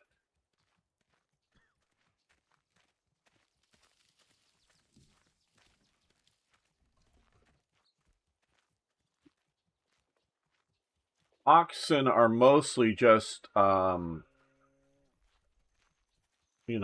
bovines. They're bulls and cows, um, or steers, as in a bull that no longer has its balls, that has been trained to be a to do a particular task or tasks. It's not and so city people, and maybe all you guys already know this, but trust me, some city people don't necessarily know these things. They're not a different species of animal. They're the same. If you want to, what people often call cows, but cows are specifically female. Um, oh, there it is. Let's cut off. You sort of have an idea of where he's going. The woodcutter's lodge or woodcutter's thing going to build and drop off. Not a lodge because they all have their own. And this is another thing is I don't know how much and things do vary between England and wherever in Central Europe, Germany, whatever this is supposed to, because that's these roads are steeper than most you would find in England for better snow shedding. Keeping it from piling up. Mostly in England, they're not this pointy, um, but I don't know how much with some of the farm buildings. In reality, it would also be housing. A combination of work and house. We definitely see that with some of the jobs. I'm trying to come up the side here. Yeah, there we go. He's come a long way too versus the early one. And so far, he's going to walk right through the building. He shouldn't do that. He should have come across this way. There's still work to be done. At one time, it was literally one guy making this whole thing with periodically contracting somebody to do. We'll walk over and look at the backyard garden areas. Contracting other people to do some specific stuff, but one guy wrangling it, or one guy doing the whole thing basically himself. I think he may have more people on, full-time staff now that this game has exploded and brought in a lot of people. Possibly too unruly. Yeah. Oh yeah. No, pigs are, yeah. Is that Rumpelstiltskin outfit this guy? Yeah, this guy's a lord. Let's see if we can sort it. He doesn't. The way this is designed is you don't get a good. But he's got a a dagger, a sword, a nice cloak. Now, this is the lord of. This is the Manor Lord. In the Middle Ages, they were likely quite small. They needed more coalition boxes around objects. Oh, collision. Yeah, yeah, around Rumpelstiltskin. Yes, um, but what was I going to say? Um, we can walk up and look at the vegetable garden. Well, boars got pretty because a boar and a pig are the same thing. If you, the reason America is getting flooded by huge boars now is just pigs gone feral. Pigs will grow tusks if they go feral. It is not. I mean, there are sort of sub varieties for sure, but yeah, it's the Americans' population isn't because they went to Europe and brought a bunch of American or a bunch of European hunting boars and released them. No, they're just pigs that have gone feral. You let a pig go feral for a few generations, they'll start looking like boars. Um, it's really sort of strange, and I don't understand it, and I may be entirely wrong, but my understanding is that they are the European pig. No, he went into there. I didn't know if we were going to collide. Can we go in? No, we can't go in, but he can go in. Can we go through this wall? No. We can look that way through it. We can walk through this fence, I believe. Nope, we can't. Okay. Don't know if there's a jump mode. Let's go. I know we used to be able to go into the storehouse. Go into that.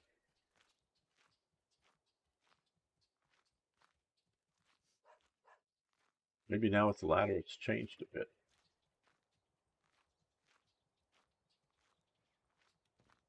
Will we go in there? Will it? No. Nope. Not letting us there either. Okay. Yeah, it's changed since last I was playing.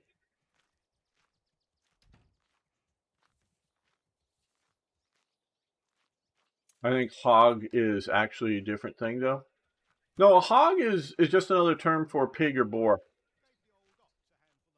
We have here, which I encounter at my secret mountain base, literally in the backyard of my secret mountain base and front yard, a thing called a javelina. And yes, it sounds Spanish because that's who I think named it in the modern sense. It looks like a pig, but it is not. It is a native to the Americas. Pigs are not native to the Americas. And the javelina may have way, way, way back a common ancestry, but we're talking, millions of years kind of thing. So they look very piggish, but they only grow so big. I mean, as maybe sort of a medium-sized pig is like their biggest they get. A bunch of them can kill you, but so you can go through this door here. So yeah, warthogs look very strange. Yeah, you know, yeah, I don't know. So get out of that viewpoint. Okay, so we still just have 5 families, even though we have 7 houses. And I did this with a forethought of malice here, making these smaller. So these houses will never have the garden. These guys are better than these guys, sort of, because now in time, when we get when we get to higher levels,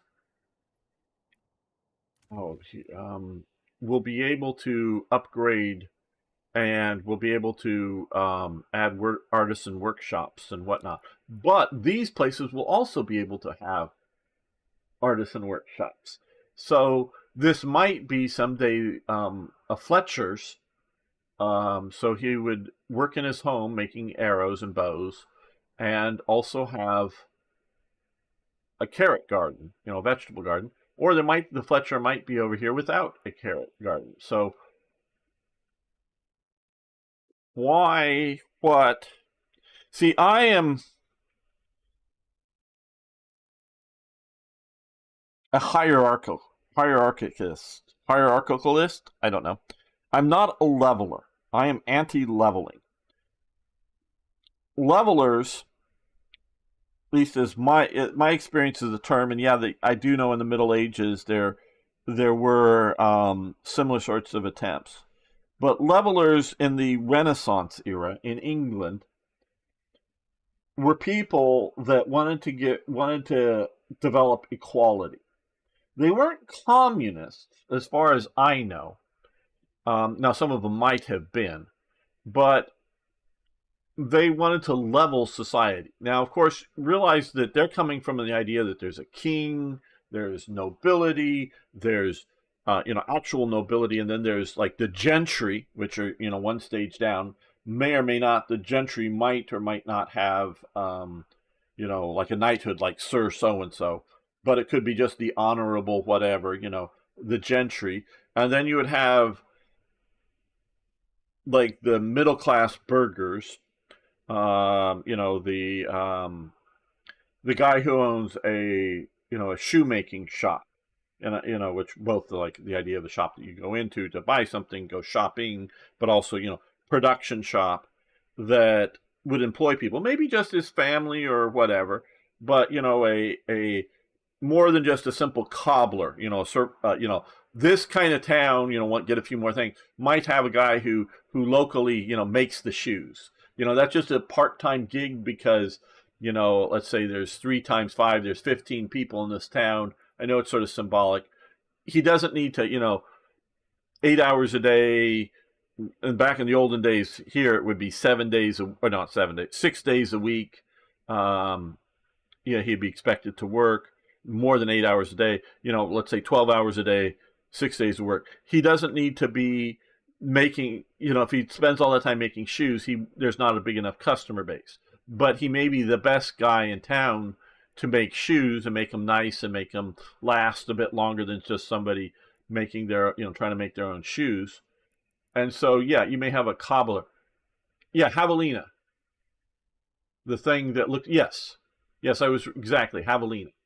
Yeah, sort of like javelin. But javelina, it's a silent, or it's an H for a J, a javelina. Yeah, I have. Well, I've tried to post them, Arno, who asked for a picture before. Whenever I've tried to take a picture with my cell phone, you don't see them because they're coming out at night, and I've yet to have a good photo of one with light up to see it.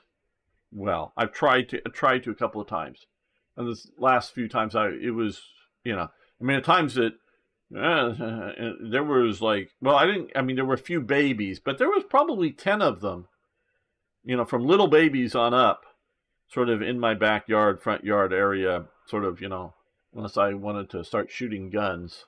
I tried to yell at them, but they didn't go away. I was smart enough not to get off my sort of porch with a couple of steps. I stayed up there, tried to shoo them away, but they just more came over and looked at me and then went back, tried to get into my trash. Bigfoot? Yeah. No, it's not Bigfoot, but so yeah, they're a bit of a terror.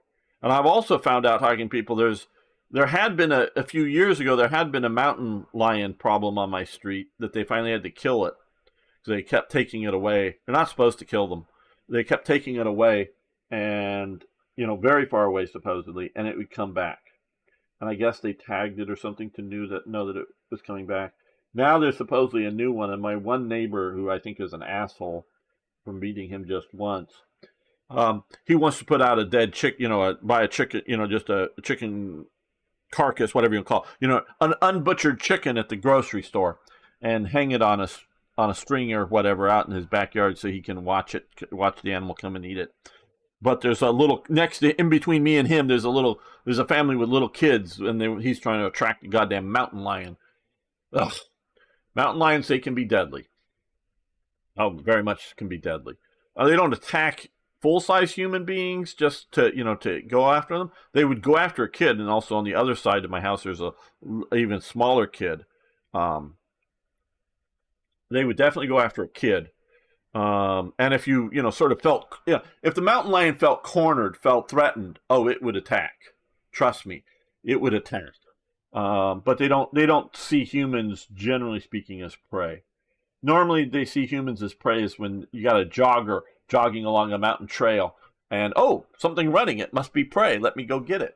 So yeah, I have found out that in 2 houses over from me, and I sort of live up there. It's within quote unquote city limits, but there are wild mountains, meaning mountains that are trees and bushes and stone formations and whatnot, literally right in my backyard going up into the mountain. So there's wild spots that these animals can live in within quote unquote city limits. Now, part of the city that it's regular blocks, and it's actually, it goes way back to the 19th century.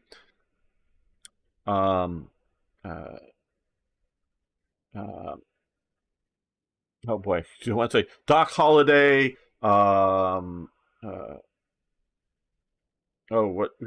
Big Nose Kate, I'm remembering, but Wyatt Earp all had visited my city, lived there for a while, maybe for a long while. I don't want to give too much away. But yeah, yeah. Well, it's he was complaining about the idea that they killed the mountain lion because they're not supposed to. They're not supposed to, but it was posing enough danger to humans, I guess, and they couldn't. I mean, they tried a couple of times to take. They captured it a couple of times.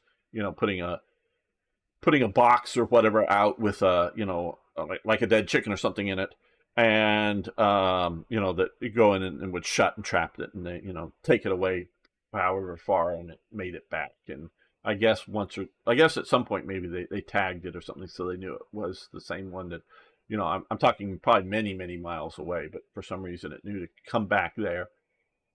I don't know why, but yeah. Okay, so we need to get somebody cutting wood or we're going to run out of fuel. So yeah, so it's yeah, and I'm up in the mountains. It's in Arizona. I will say that readily to people. The secret is not that I have a base, house. It just exactly where it is the secret. And so it is, small town, small area, foresty for Arizona. So it's all, well, there's some pine trees that are sort of green, and some of the trees are, brown now because it's winter up there. I was there 2 days ago. Uh, I came back on Thursday, so I was just there for a little more than half a week. What really made me think that he's an asshole is he's threatening to shoot the neighborhood cats that keep pooing in his on his property. Yes. Well, I'm not that terribly worried about people finding me. I am worried that the mob, the woke mob might come after me in enemy territory where I live in California. And yes, in the greater LA area, which obviously is a huge number of people. But yeah, there would be enough people at some time during the BLM riots or whatever would just love to, the 15 minutes of hate at me or something, that I do sort of worry about my safety and other things here. I'm not really worried there once I get there, but we still don't need to overly, specify exactly where I live. A few of you sort of kind of know. One of the general crowd is hopefully next year going to come, or this year, now that we're in 2025, come and visit once I'm a little more settled. But yeah, and there may be other opportunities for a few people to come and visit. But okay, we have enough lumber, 17, either in here or cut down there, that they'll come and collect. So if you were here, you would be safe. Oh, I thought there were Muslim terrorists in the Netherlands. I thought they went and attacked Jews not that long ago there, or no? And they don't let me carry guns in their nation. So no, I don't consider myself safe in the Netherlands. Because I would feel compelled to wear a Charlie Hebdo T-shirt and walk around, with pictures of Muhammad on them.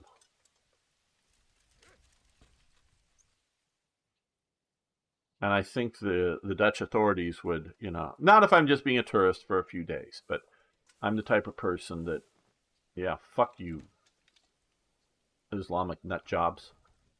If you can't stand me wearing a T-shirt, because yeah, I'll just say I can keep my. You can keep yourself safe. Well, I hope you can. I hope you can. There were a bunch of Jews that weren't kept safe, and mobs are mobs, and once they turn into a mob, heaven help you.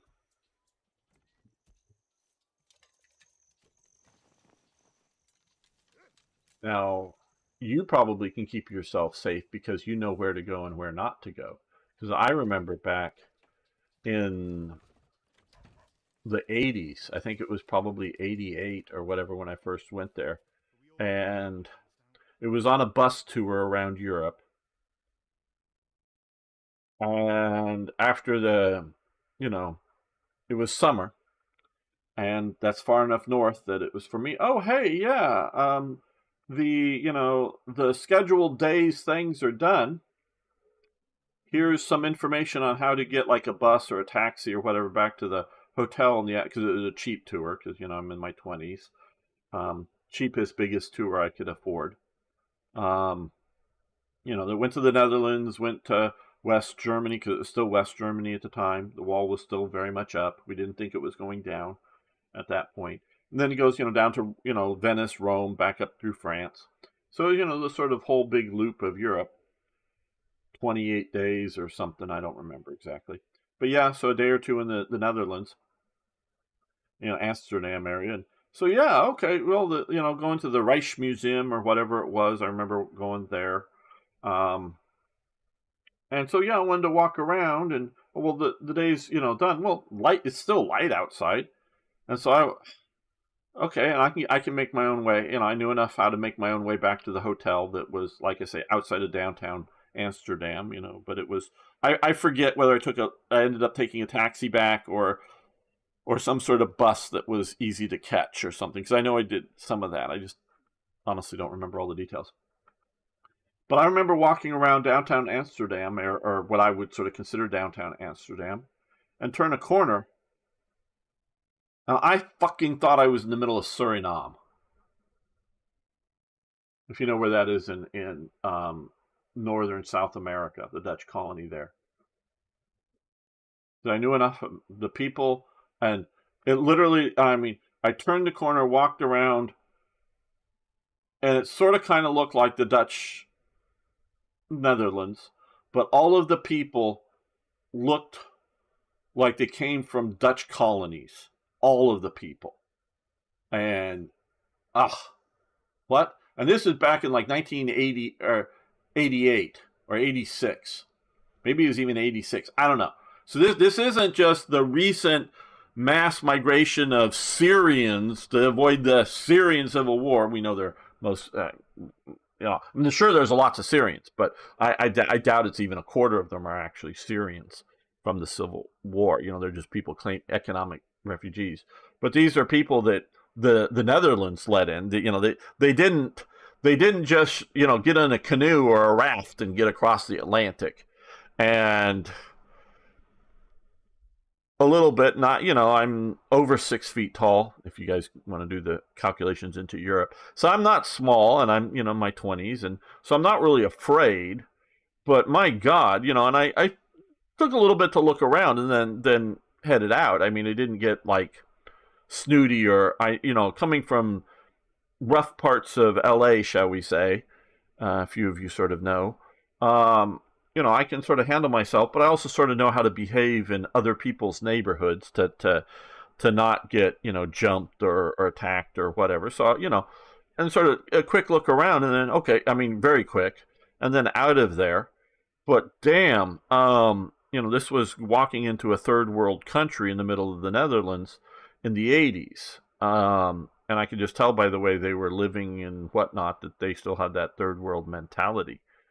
So yeah, that was in Amsterdam, the most retarded city here in my country. Yes, yeah, and so yeah, and I I have enough street smarts to translate to not get, like I say, get myself jumped and not push into things, but still, it's that's how you stay safe, is to know what streets not to go on, and yeah, and it's not good. It's not good. So yeah, and here I'm not saying legally, but practically, it's easy to carry a gun. you know, um, and in Arizona, it's completely legally to carry a gun. There are no regulations about carrying a gun in Arizona. Yeah, you can get a concealed carry permit, which means you don't have to do a background check for buying a gun once you have a concealed carry permit, because having that concealed carry permit is equivalent to having a background check. But you just can carry a gun anytime, anywhere you want in Arizona, openly or concealed or whatever, however you want in Arizona, at any point in time. Hello.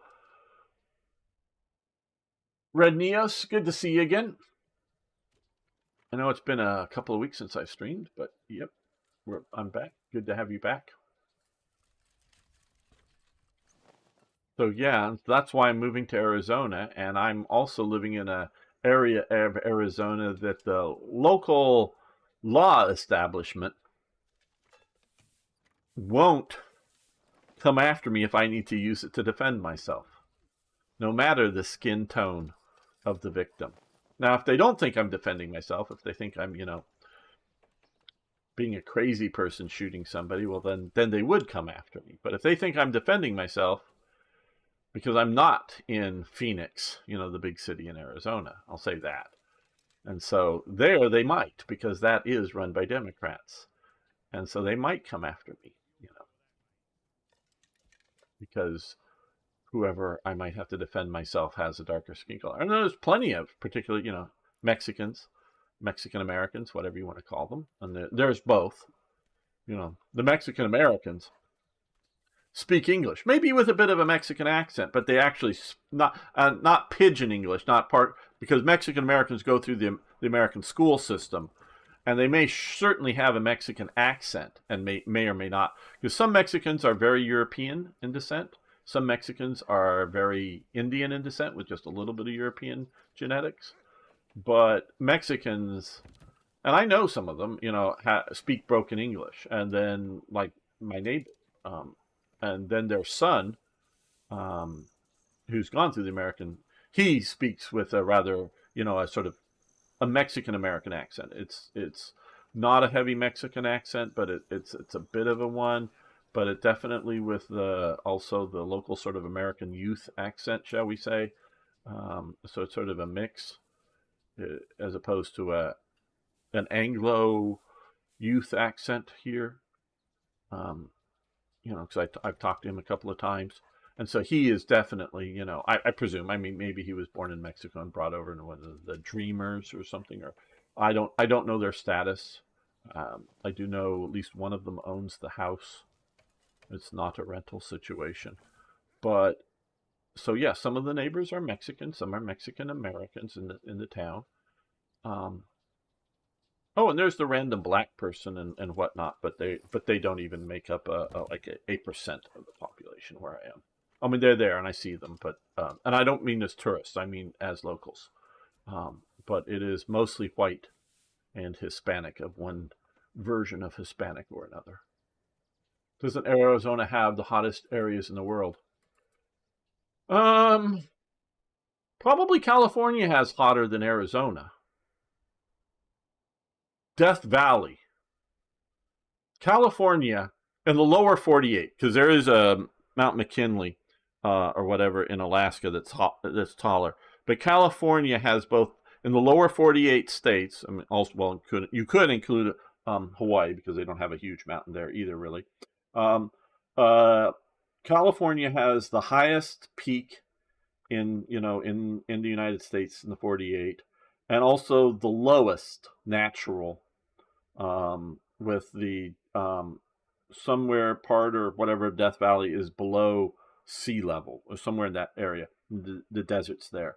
And there are sand dune deserts. I think there's also some in Arizona, but there are sand dune deserts in California that sometimes they go shoot out there for, pretend to be in Egypt or something, for Hollywood.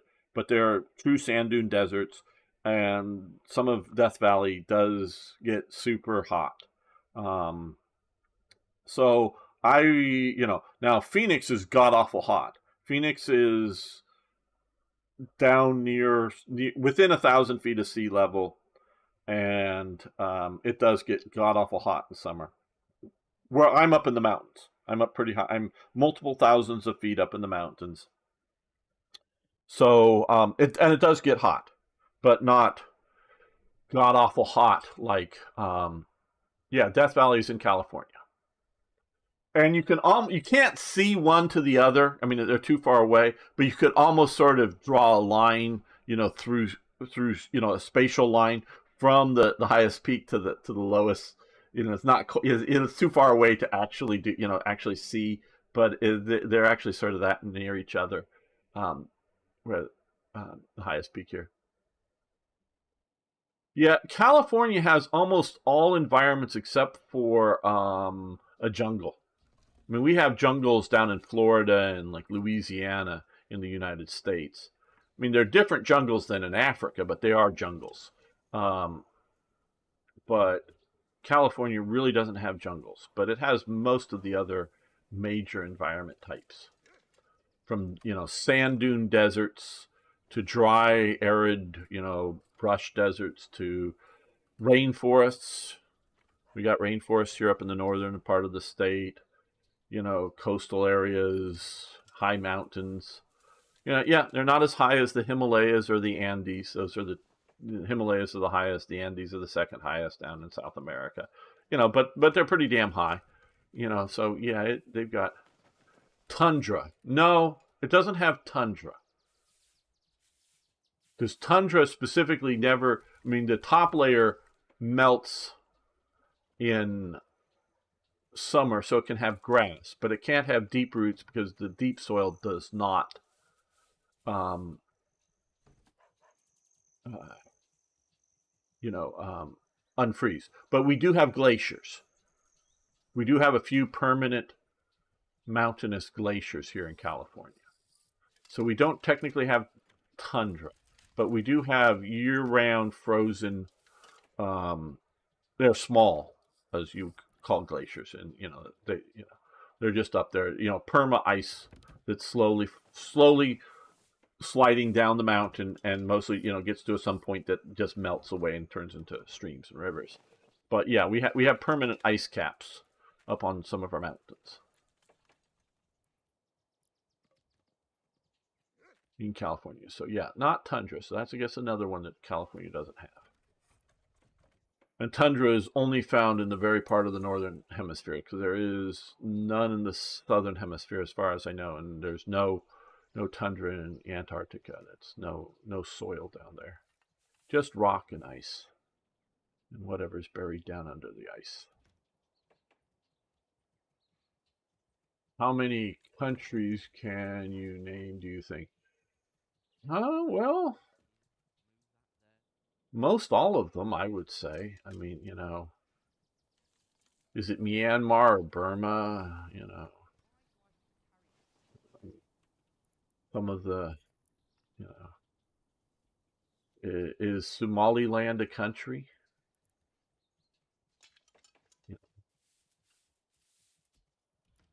Can I name all of the United Arab Emirates? Because there are several Emirates there. No. Are they technically independent or something? I don't know. But yeah, I mean, it depends.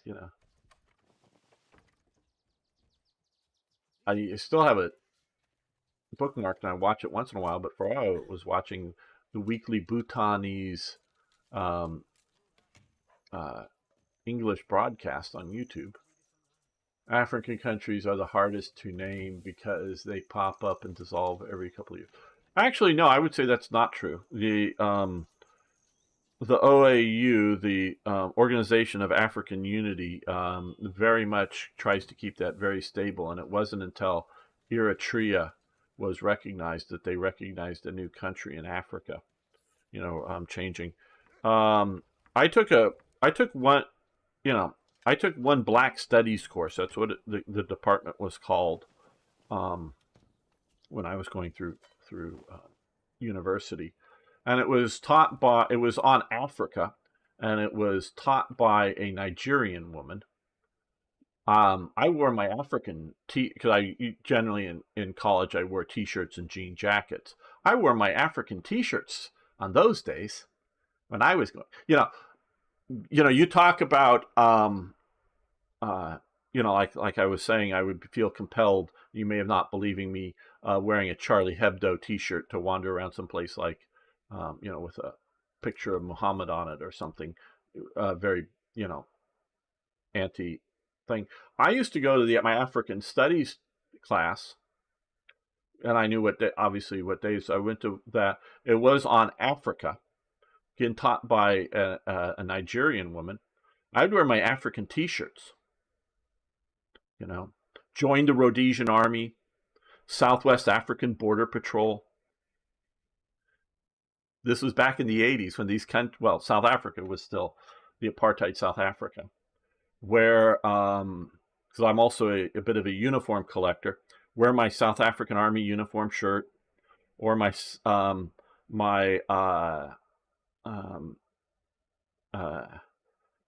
wear my my South African police camouflage, which is a different shirt, the South African police. There were 3 white people. I was one of 3 white people in the course. And of course, wear my Rhodesian camouflage shirts. Actual uniforms. I have the uniforms from those countries, or my Portuguese um, jungle camouflage. From now that colonies ended in 75, or the T-shirts. Join the Rhodesian army, be a man among men. I still have them all my old T-shirts. So yeah, I would wear those to my African studies courses. And oh hey, I got an A in the course, and it was worse than it was a junior high school level course. The way she taught the thing, literally, they would come. She would give us a handout that would be a map, a section of Africa that would have things labeled on it, like the names of the countries, and that's basically what it would be. And I would glance at the thing, and then like at the end of the week, because like 3 courses in a week, and so like it'd be like Monday, Tuesday, Wednesday, or Monday, Tuesday. Or no, Monday, Wednesday, Friday is what I think the course was. But it was whatever it was, and like on Monday, and then like Friday we'd have the quiz, and she'd give us a blank version of the map, and we had to fill out certain things that were listed there, sort of like an arrow to the thing, like, oh hey, yeah, Benin and Ghana and whatever else, and the people are working away, and so I'd start putting like Ghana, the capital Accra, or however you pronounce it, AC, and I'd glance at these things, and I'd start filling in the Zambezi River or whatever, I'd start filling in and other things on the map, and turn this thing in with about 3 times as many things on it as she was asking for. So yeah, so yes, I am the type of person that wears South African apartheid army uniforms to an African studies course. I don't think I would make it through modern day college. I don't know whether alive or just would be kicked out of school, but one of the two. So yeah, I'm a bit of a rebel, and so yeah. Okay, well, let's save this. This is a good start. I know we are starting over. No.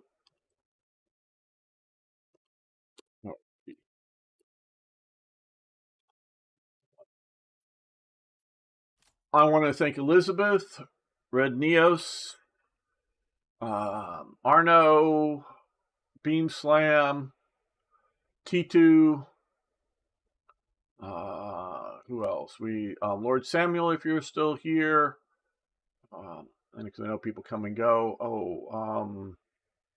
Who else scrolling back? Thank you all for coming and hanging out with me. Really do appreciate it. I will be back tomorrow. Zilu Tingle, you're the first time I've seen you here today. If anybody's new around here, please remember to subscribe and follow the channel. We will be back tomorrow with War Thunder and playing some of that with hopefully the regular sort of crew, and then be back next weekend. So we'll be continuing this. I'm pretty sure they're not releasing any patch anytime soon, so we'll continue on with this and continue talking about the nature of human society, the individual versus the collective. As in with all things, it's a balance. It isn't the collective, all for the collective, and it isn't all for the individual. But where is the balance? I don't have that answer, but maybe we'll